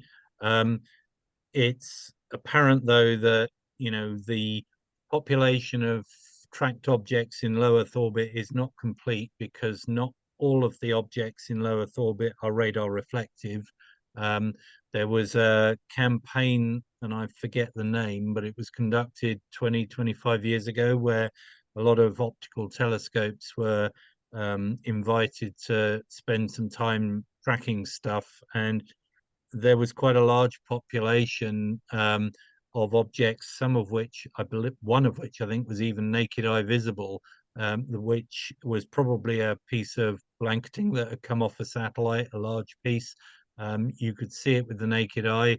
The radars just look straight through it. So, there is definitely a case to do the sort of thing that Don Polacco was talking about, which is to exploit the capabilities of optical to improve the completeness and quality of the catalog in low Earth orbit. And at that point, maybe the issue that we were touching on starts to become relevant, which is that if satellites become harder to see, the optical astronomers probably get a bit happier. I'm still a little bit skeptical about this, in that if you look at the history of what Starlink did when they got negative publicity for, essentially putting these large chains of satellites across the sky, and lots of people were commenting unfavorably about, what they were doing. They tried various things, including the paint it black solution, which didn't work so well. They tried louvers. They've tried changing the orientation of the spacecraft while they're orbit raising. And as Aisling mentioned, orbital height makes quite a difference to how much interference they cause. But the bottom line is that, I think there's partly it's an unsolvable problem, and partly I think Starlink may have given up because their latest generation of satellites are considerably bigger and potentially brighter than the previous generations. They are trying to compete by getting an even stronger signal down to the ground so that you can work with even smaller terminals, and that inevitably requires more power and a bigger solar array. So, their satellites are getting bigger, and I think maybe they've given up the idea of being less visible. But, for the professional astronomers, their satellites were originally at about fourth magnitude, and they managed to push that down by maybe a magnitude or so, which gets you to the point where, unless you've got a dark sky, you can't see them with the naked eye. But the professional astronomers' telescopes, as was pointed out by Don, gets you down to 20 plus in terms of magnitude, and you're going to see those things with a telescope of that sensitivity. So there's really no practical chance that you could reduce the satellite signature to the point where the professional astronomers can't see them. I mean, I'd invite Robert, he's probably better, qualified to talk on this subject than I am, but I really feel that, making satellites invisible is probably a bit of a lost cause. I think, we're probably in the business of, well, they're going to be up there, we're going to see them, now we've got to manage the issue. Jonathan, I'll let Robert answer that question in a minute, but I wanted to address it too. I mean, to be fair to SpaceX, and I can't believe I'm the one doing this, they have continued. The new V2Ms have this new Bragg reflection filters on the satellites that do make them less bright than they otherwise would have been, although because they're bigger, they are still bright. And they are doing this thing where as they approach the terminator, they tip backwards to reflect the sunlight off the solar arrays out into space. And that, loses them cos theta inefficiency. So they haven't given up making them less bright. I don't think making them invisible is a realistic ask. And the magnitude 7 request that the CPS has done is sort of like don't fritz our CCDs because they're so effing bright that it destroys the whole field of view, rather than don't make them invisible. And I think that that's maybe, you know, an achievable ask that will still be a lot of pain for astronomers, but will let us at least try something. So that was my sort of let's defend SpaceX slightly, and note that the Chinese constellations that are now starting to deploy are twice as high, and therefore more of them are illuminated and they're visible from a wider area. And so they're much worse for the professional astronomers, and they don't seem to be doing any of the mitigations as far as we can tell. Okay, really helpful. And I'd like to draw people's attention to your comment in the chat about the lost items in the catalog as well. Robert. Yeah, sure. Jonathan summed it up pretty well. I think it's, you know, the ask has never been to make them invisible to say, an 8-meter telescope or the ELT, for example, which I guess would be pretty much impossible unless they were vanishingly small. So it's more about, I mean, the magnitude 7 makes them invisible to the naked eye, though, for example. That's one consideration beyond professional astronomy. If you talk about the impact to the wider public and all those issues we're not really touching on today around the cultural value of this too. I mean, I've put in the chat, SpaceX has absolutely done a lot. It's been operating very much on a goodwill basis, and that does worry me because they're under absolutely no obligation to continue with that. There are no guidelines covering this.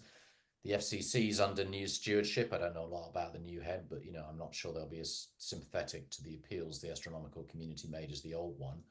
And well, yeah, I know I'm looking at Catherine, who told me not to talk about geopolitics too much, so I won't. But you know, there are some obvious points there that we're all aware of right now. So about Musk and the White House and the rest of it. I don't think anybody can ignore geopolitics. I just think if the question is a lot of the meeting, yeah, exactly. If the question is, you know, where are the key knowledge gaps where the UK can really turn the dial and add the most value? Yeah, whether that's an easy thing to do in partnership with US colleagues over the next few years or not is just something we're going to have to wait and find out. Jonathan, do you want to talk about geopolitics? Yeah, well, about where can the UK really make the difference, right? And I think one area is in taking international leadership here, because I think and I hinted at this earlier, I believe that one of the barriers to progress in the past has been that the United States has not always, how can I put this delicately, been great at taking other actors on board as equal partners rather than as subordinate. And also not all, you know, there are countries that don't like the idea of the United States in the lead. I think they might find the UK as a less problematic coordinator, if not leader. And so I really think there's an opportunity there. I mean, basically my idea is, relatively speaking, no one hates England, hates the UK as much as they hate certain other countries, whichever side of the thing you're on. Yeah, you know, not quite as much. And well, maybe, all right, I'm going to dig myself really deep on that one. And I do think that the talent at this meeting, right, is you know, we do have, I say we now, I'm becoming British again. We do have a world-class set of people in modeling and in sort of analysis of these things that I think, you know, compares very impressively with anything in the US or elsewhere. So I do think that area of modeling and analysis is something where we can really have leadership. Well, thanks, and we're so glad you're coming home also. Thanks for that. I you know, it is a real question, and I think actually there is a good opportunity for UK scientific leadership in this area, if not, you know, necessarily geopolitical. But I take your point about UK being a respected interlocutor and less scary in some ways than other parties. That's a good phrasing. So I'd be keen to hear from other people in the workshop. I mean, it sounds again as though from the discussion that you know, modeling analysis, we are doing a lot of that. I have a question about the data, the missing data. It's definitely come up, you know, throughout the day. You need evidence if you want to change policy, but you also need evidence if you want to do, you know, more impactful and accurate modeling. And yet, you know, some of these gaps do require quite big budgets in order to develop new techniques for gathering data. And, you know, I just would like people to reflect on that. You know, this is why I've been partly posing the question, you know, is it that we need new and better analytical techniques that allow us to plug or overcome the weaknesses in the data in a way, or allow us to generate, you know, propagate things more quickly, more frequently? You know, is putting effort into improving our modeling approaches as worthwhile as putting a lot of effort into plugging the data gaps, filling the data gaps? I'd like to hear people's views on that. Max. So seen from the point of view of someone developing models, evolutionary models, a lot of what goes into all the evolutionary models is based on, say, a hypothesis on the statistical distribution of objects, but also on what happened during a collision. So how the fragments distribute and where they go. And there's very little data about that. And the models, in my view, are not covering the whole spectrum of possibilities. And we all use pretty much the same kind of models for collision rate and debris distribution after the collision. So I see definitely a problem sometimes in validating a lot of the results of the evolutionary models, although they are all self-consistent in a way because everyone is comparing the model against all the others. I think there are still some questions there to be answered. And Holger, I didn't know if you want to I don't take know that how to question. raise the hand in Zoom. Don't worry. People can just wave, put their camera on. It's exactly. fine. You know, I think there's an investment to be done in measurements, but modeling will be a continuous effort. So you will have to refresh your model after major events, after change of trends in the space traffic, after a new source is discovered. But you will have to do measurements of a new type in order to tackle one of our problems once and for all. So if we go in space and we measure, for example, in 700 kilometers, and we manage to find a few millimeter objects, I think it will already be such valuable inputs that we can change the models in all altitudes, and that we can change the models to, you know, it will tune the models to also work for the current issues that we have and the future ones when certain events of the same type happen. If I think 20 years back, we didn't even knew all the space debris sources. They have been discovered all one by one. You know, we would have dreamt of a model that we have today. So now we need to close the gaps that we have in there. But this is one investment that will help us for the next 1 or 2 decades. Today, I remember we are still looking back into data that Goldstone radar has done 20 years ago, because it has been such an important contribution.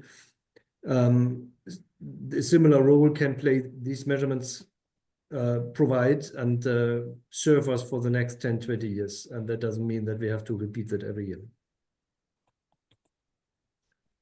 Well, that's heartening. Thank you. Because I do hear a lot people talking about the pace of change, particularly in LEO, the accelerated pace of change makes models obsolete, makes observational techniques obsolete, etc. So it is good to think about that we could do something in the next few years that holds its value, even with the transformations that we're experiencing in the use of the space environment. I didn't know if anybody else had any key thoughts on where you think the biggest knowledge gaps are from what we've discussed today. I think what we will be talking about more really is sort of the interdependencies with space weather, the interdependencies with impacts on the ionosphere and the atmosphere, etc. next time. Martin, did you want to say something? Yeah, Catherine, probably a bit repeating myself, I'm afraid. Nobody can analyze anything unless there's something to analyze. I still think, like we're doing for space situational awareness, debris, etc., we are collecting data. We all know it's difficult to share data. I can tell you now, I wouldn't want to even get into the spectrum side of trying to share that with satellite operators. I know once upon a time, the Space Data Association was going to handle everything. It was going to do not only the physical side of space, but it was going to handle the commercials, or, radio frequency stuff, RFI as well. Never happened. It got taken out. And I think that problem stems from, it's commercially sensitive. It is if you're looking at content, but we're just looking at what we're using as raw spectrum. I think this is where everybody gets carried away. Physical, I get it. It's the number one priority, because if things just bust, they're broken, that's it. But spectrum is pretty close, because if we can't communicate, we are stuck. Okay, I hold my hand up. I'm looking at commercial military use, so you can see why I'm banging that drum. But I'm not as au fait with the astronomy side of things, but I get it. Everybody's using the same stuff, and we've all got to do something. We've got to protect, for the radio astronomy people, at least we have to protect everything they do. If we don't understand what's going on out there, will we see the next asteroid if someone doesn't get there? Both optical and, whatever, we may mess that up. It would be interesting. I wouldn't like to go there, being a bit of a dramatist there, or a little over the top, but surely we've got to collect data, and we have to do it the hard way, and we have to go global. And we have to then share that data. It's no good ESA keeping it, or NASA, or anybody else come to that matter. We've got so many clever analysts out there in our universities, and I'm not speaking just for the UK, I'm talking everywhere. If it was made available, wouldn't it be great to get our young people having a look at this? Because I'm sure they come up with more thoughts than I can only begin to think about. I'm not an analyst, but I do see, and I know I'm blowing my own trumpet because of Thrimos, but ignore Thrimos for a minute. I just understand how to automate things, and we've just done it, and it works. Therefore, if we could just expand that somehow, forgetting us as people, but if we could make that possible and go places with it, surely that data becomes useful, because you will have quantity. We've already got, like I said, 40,000 plus records now of incidents of things. Nothing happened incidents, most of them, but they're in there. There is reality of a problem. So I rest my case. Enough said. It raises a lot of questions for me about who is gathering data and for what purpose, because lots of data is being gathered by commercial entities, and there's also a lot of data being gathered by scientific institutions, research institutions. And I suppose my question is, how could that data be made more available? but I'm going to pause there and ask Andy, and then I'm going to ask Marlon to come in. So Andy.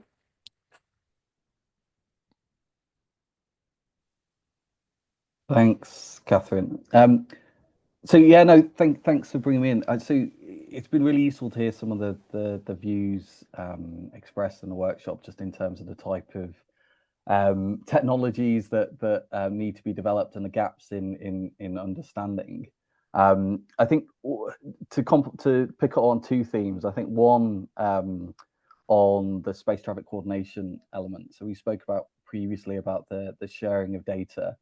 And what's needed. So just to flag from a DCIT UKSA perspective, we are in the process of developing our policy in the area around space traffic coordination more broadly. I think Archie was part of the workshop previously, but I'm not seeing him online. But I think ideas and suggestions in terms of what's needed to allow that exchange of data, what is the low-hanging fruit in terms of what could be done sooner rather than later to alleviate the situation. We were on a previous workshop, Catherine, where the topic of earlier this month, there was the suggestion of an expert group being established within the Scientific Technical Subcommittee, led from delegation of UAE.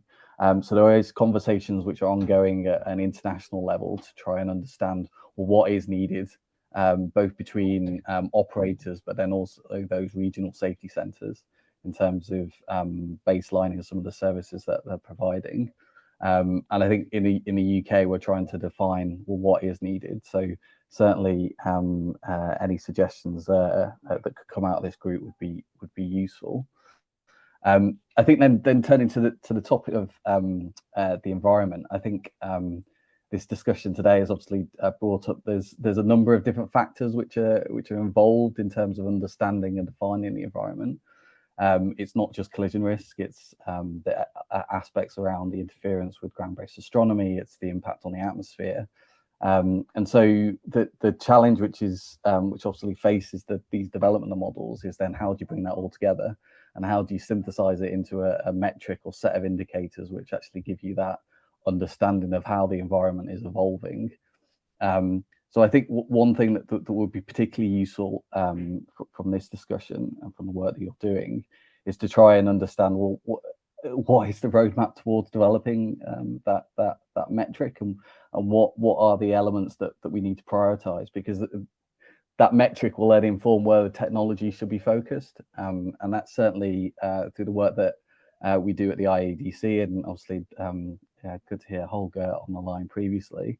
That's what the focus of the work there is that to understand the environment first, to inform the guidelines that we might need to put later in terms of stricter behaviors. So trying to get that understanding of how to prioritize those elements and how to bring them all together to define those indicators would be really useful. So definitely welcome thoughts from the community in terms of how to advance those models and what that roadmap should be, and hopefully then that will inform the work that Ray, Chris, and myself are going to be doing in terms of what the approach the agency will take. Thanks, Sandy. Marlon, can I ask you to come in? You don't need to find the hand raise button. No, thankfully, although I think it was pointed out to me. So as I was saying, from the earlier question, the modeling and the data are very interconnected. I mean, we've for years known we're not ever going to get all the data that we want, and so have tried to sort of go back and forth, between what we can get and what we need to improvise with. But the lesson from it is then isn't specific things that you're really looking for that we need to find most, but it's more, I think, almost getting back to what Andy was saying about what are you really trying to do? What is the point? And then you work backwards from there and say, okay, how can I realistically get myself the knowledge that I need to be able to do that? Again, I mean, it's again very much one of the things we've been worrying about as well is how do you sort of understand the big scope of this problem, like Andy was saying, how do you quantify it to figure out what you actually do in a practical sense? right? I've seen a lot of proposals. I mean, if you want to be impractical, it's easy to say what to do. You know, just don't ever launch anything into space again, then we don't have to worry about it. But it's not practical. And we don't want that because we get a lot of benefits. And it's really that, again, that what are you trying to do? How do I balance it? That I think is critical to identify. And then you work back from there and say, okay, what can I actually get? How do I put the pieces together that I can find? How do I work communicating with the other people I need to talk to get those pieces so that we can all figure out what's going on? Yeah, I mean, I usually describe that to people, young people, as how do we safely share the space in space? You know, in a way that allows kind of to continue this explosive economic growth of the space economy, but also that allows all the good benefits that we have enjoyed in the past, and all the benefits that we haven't even thought of that we are likely to be able to enjoy in the future. So, you know, that would be my definition of what we're trying to do, is to get to a place where we understand how, with higher fidelity, how we manage the space in space, so that we, you know, can use it more safely and more sustainably. And I guess this whole project is about trying to understand what are the big unanswered questions then that would allow us to meet that end objective. I will certainly invite Chris Young to correct me if I'm wrong in my assumption about, you know, what it is that we're collectively trying to do in the future. I see that Ray has been able to join us. Ray, you're probably the perfect person to address the ultimate aim. Thank you. And I've been lurking in the background, just listening on full receive mode for apart from the first few minutes of the workshop. Amazing workshop. Thank you very much for everyone who's contributed. I'm always awed by just how much knowledge I pick up on these things. We're listening to the experts in the community. And absolutely, what is the point? Where are we trying to go? Well, you might be aware that we are developing longer term strategies for each of the themes and thread areas for UKSA and DCIT, and sustainability is front and centre as an important thread which underpins all of the work that the Space Agency and DCIT want to do. So we are developing a 10-year strategy with a 10-year roadmap, instead of going from SR period to SR period and throwing all the plans out each time the financial year is reset. We want to both have a national strategy and an international strategy as well. It's been mentioned many times on this call, everything from the data sharing point, which Martin brought up, and others as well. We can't do this by ourselves. We need to do this collectively, but we need a plan. Now, identifying what we've got and what we don't have is going to be a start of that plan, but identifying goals as well about what this data is for. Policy changes at the end of the day, isn't it? Going to its policy changes, whether that be space traffic management or the amount of satellites being sent into space, let's say, in the future. This is what this work will underpin. And we are very cognizant in the Space Agency that we've got bits and pieces everywhere. The important work that's been done through ESA, and NASA, and NOAA, and the national work. We want to see what we can do to drive things forward in a coherent manner and in a way that people know where they can get involved. You know, what are the points where we bring in the research community? Where are we going? So you have, you know, as a community, you have some clarity as well. As a community, we're able to share data more on a long-term basis rather than ad hoc individual efforts basis, which is going on at the moment. As Andy said, there's lots of things going on. There's lots of things going on the international front with the UN work, IADC as well. The strategy is about bringing that to a coherent whole with some clear aims. And we're not there yet. There's a lot of work to do to make sure those goals are right, and then working backwards from there. But you know, that we're hoping that this work will start from a ground up swell, and then we'll come down from the top, and we'll meet somewhere in the middle. But yeah, the purpose of this work fundamentally will be to help the UK government spend its research money as wisely as possible. So it's just great to hear some of the comments, and we certainly will be hoovering up all of this, these conversations and points made by everybody in really look forward to the report from yourself, Catherine, to analyse and circulate and promulgate further. So just wanted to say that, and I can't give any more clarity than that because the strategy is not yet ready. You know, there's aims and goals to be decided, as it takes a while across government for anything to be circulated and agreed, as we all know and love. But I think it's a great opportunity that for the first time for a long time there's the intent to do that. Yeah, So absolutely. And I thanks. think it's a great opportunity. Thanks, Ray. And it's actually an opportunity for the research community to feed up into that thinking. So I really appreciate that. Jonathan, you wanted to come in. Yeah, unless there's anyway, I've talked a lot, so if there's someone else who wants to do, but I wanted to actually go to a slightly different topic on where are the gaps, which is the gaps in deep space. And I alluded to that in my introduction, but some people have joined since then. We're entering an era now where there's a lot more activity in cislunar space and in interplanetary space, not just with the usual players of the US and Soviet space agencies, but with developing countries, the UAE with a Mars orbiter, commercial companies going to the moon. And there's a huge data gap in what are the trajectories of these things, what's out there, what debris is being left there. There's occasional actual problems with the asteroid community.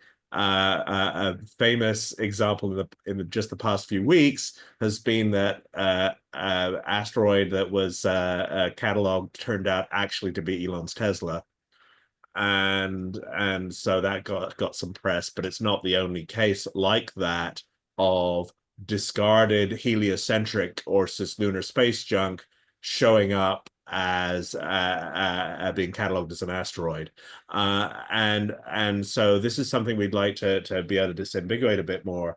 At the AAS, the American Astronomical Society, we issued a statement last year urging transparency in these deep space operations, and mainly, asking for people to sort of give their trajectories. We just saw this week the Odin space probe launched to visit an asteroid by Astroforge, and I'm kind of proud that I embarrassed Astroforge into revealing which asteroid they were going to go to, which they originally weren't going to reveal. We've made some progress in the US with changing the orbital debris disposal regulations. So there's now a proposed addition to say if you're going to launch something into LEO and then dispose the upper stage into heliocentric, tell JPL what orbit you're sending it into. Don't just do it quietly without filing a flight plan. That's an area where I'd love to see European and UK activity in requiring that kind of, make the trajectory public, more work versus the amateur work I've done on cataloging all the stuff that's out there that does not go into the US Space Force catalog. And so I just wanted to sort of put that on the agenda. It's not as pressing a problem perhaps as LEO, but on the other hand, the time to fix these things is before it gets pressing. I think it is a very good point. One of the hats I wear is as a mentor with Creative Destruction Lab, and I would say that 80% of every cohort there, the startups are all focused on activities in cislunar, and the moon and Mars beyond, etc. And that is, I just attended a talk by Seraphim Capital yesterday. Investors are looking at that as the next wave. Space 4.0 is all of the activity that they're expecting to take place in that arena. And you're right, now is an opportunity to plug some of the knowledge gaps. That means that we won't be in catch-up mode when that starts to take off. So it is a priority.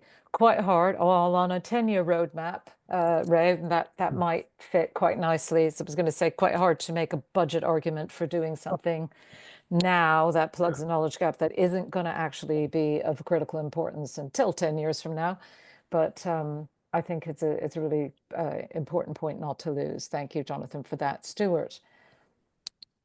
Yeah, on the subject of gaps, to follow on from what Jonathan was talking about, there's a pretty heavy bias at the moment with the sensor network to the terrestrial sensor network to the Northern Hemisphere, and fewer opportunities to track things that might be occurring in the Southern Hemisphere. If you want to monitor a close conjunction in the Southern Hemisphere, you might find it hard to find a sensor that can do that for you. So I think there's a geographical element to our gap as well that I'd just like to mention. Thanks.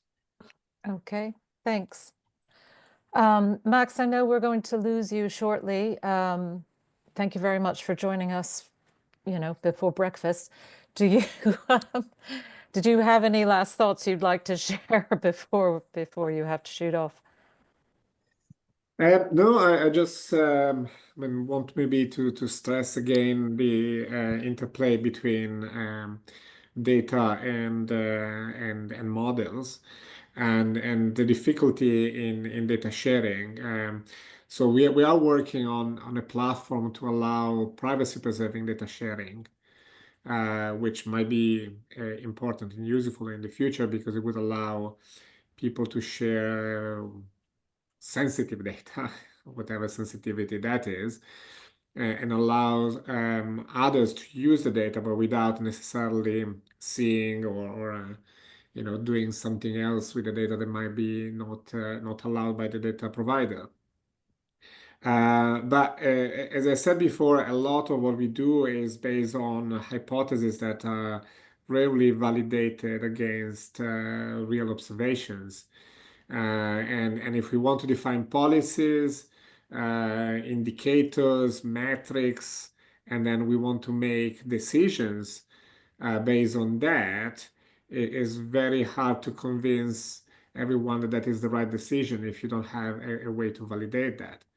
And I think that in the past, a lot of the models and the results that, for example, academia was generating were not taken as seriously as today. Today, there is, of course, a strong push to define regulations, and not everyone likes regulations. And so there is the need of having very clear and strong arguments for those regulations. And the space environment cannot self-regulate just on say the interest of the private sector. So there needs to be good evidence to define regulations that are convincing and that private operators can accept. Yeah, I think it's a very interesting point about validation through observations, and there you are actually talking about bringing the theory and practical kind of testing of the models together, and that's an area where maybe more could be done, particularly with the National Space Operations Center, or in collaboration with operators. So I think that's a really important point. Thanks, Max. I know that we've now arrived at something that's called summing up, which I feel is probably going to be overly ambitious until I actually see the transcripts of the conversations today, because it's been a very rich, really rich discussions throughout. Thank you so much to everybody. I suppose at a very, very superficial level, my sense is that today we've talked a lot about observing what is going on in the space environment, trying to understand where the evidence gaps might lie, where the data is not as strong as we would like it, and also talking about some of the techniques that we're using to evaluate the data that is available.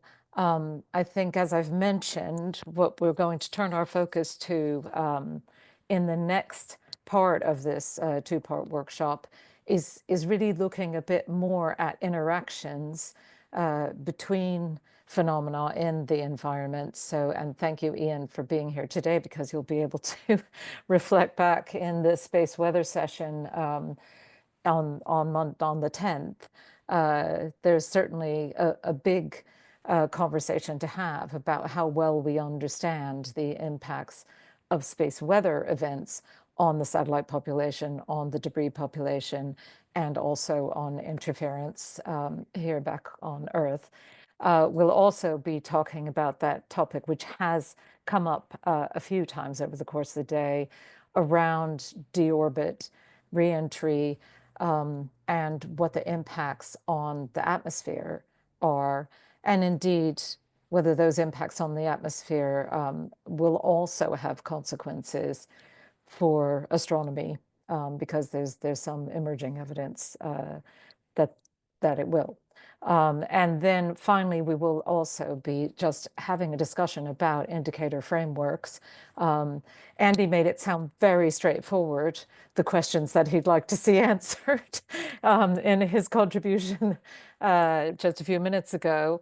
But actually, it is quite a complex set of interrelated factors that that you have to look at if you're trying to really understand what's going on with the space environment.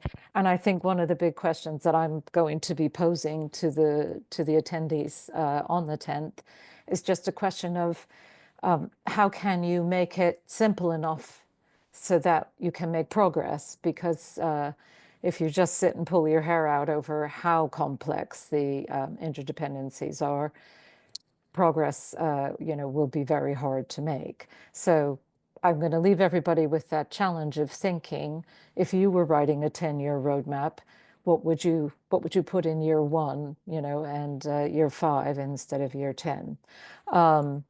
So I'm going to let Chris have any closing words, but before I do that, I personally just want to thank everybody so much for your contributions and for giving up the whole of your afternoon, morning, evening, and to join us. So thanks very much to everybody.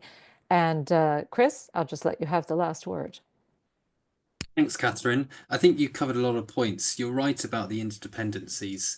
The topics covered here today about satellite population, the exponential growth in the orbital population, how we're not able to sort of monitor the amount of debris at certain sizes, or some of it is more of a danger than others, and that how in turn is creating optical interference as well, all leads into topics that we're going to discuss a week on Monday as well. So space weather impacts, atmospheric impacts, the challenges value of indicators. I think that final bit about the indicators and the value of metrics is really key for me, because what's lacking is a single source of golden data to say, here's how we can quantify what the problem is, but also here's the point at which that problem becomes unresolvable. And questions like, what is the maximum population of space objects? At which point do we go, do you know what, there's just too much stuff up there and it is now unsustainable? We talk about this broad aim of, we want this space to be sustainable for future generations, and it's very hard for me to understand if we've already reached that point of an unsustainable sort of space, or how close we are to that point, how strong the mitigations need to be for us to manage and make space more sustainable. These are all just sort of broad sustainable points, but we're meant to be approaching them in a scientific way, and without that data, it sort of feels like good intentions, but really like an unscientific approach at the moment. So I found listening to the discussion this afternoon really, really interesting, really fascinating, listening to all of you guys in your sort of, you specialize in this stuff, you've dedicated your lives to this stuff. So it's really interesting hearing from the technical specialists, which I think in turn will help to influence and direct the government strategy in this direction. And I'm really excited now to hear how the next session goes, because I have to admit, I woke up this morning and you never really know how these sessions are going to go if we've had a tough week and we don't really fancy being chatty on a Friday afternoon or not. So just to round up and sum up, I wanted to thank Catherine for organising today, and also for Stuart and Rob for chairing the panels. I think you really did a fantastic job at keeping the conversation focused on the scope that was required and getting everyone in the panel involved. So thank you so much, and thank you everyone else for attending this afternoon and giving up so much of your time. And as I say, I'm really looking forward to the next session as well, a week on Monday. So thank you. Thanks, Chris, and wishing everyone a very good weekend. Thank you. Thanks, Catherine. Bye for now. So much. Thank you for this. Thanks very much. Bye from darkness. Have a lovely weekend, everybody who's left. And to you, Fiona. Bye. Bye. Friday.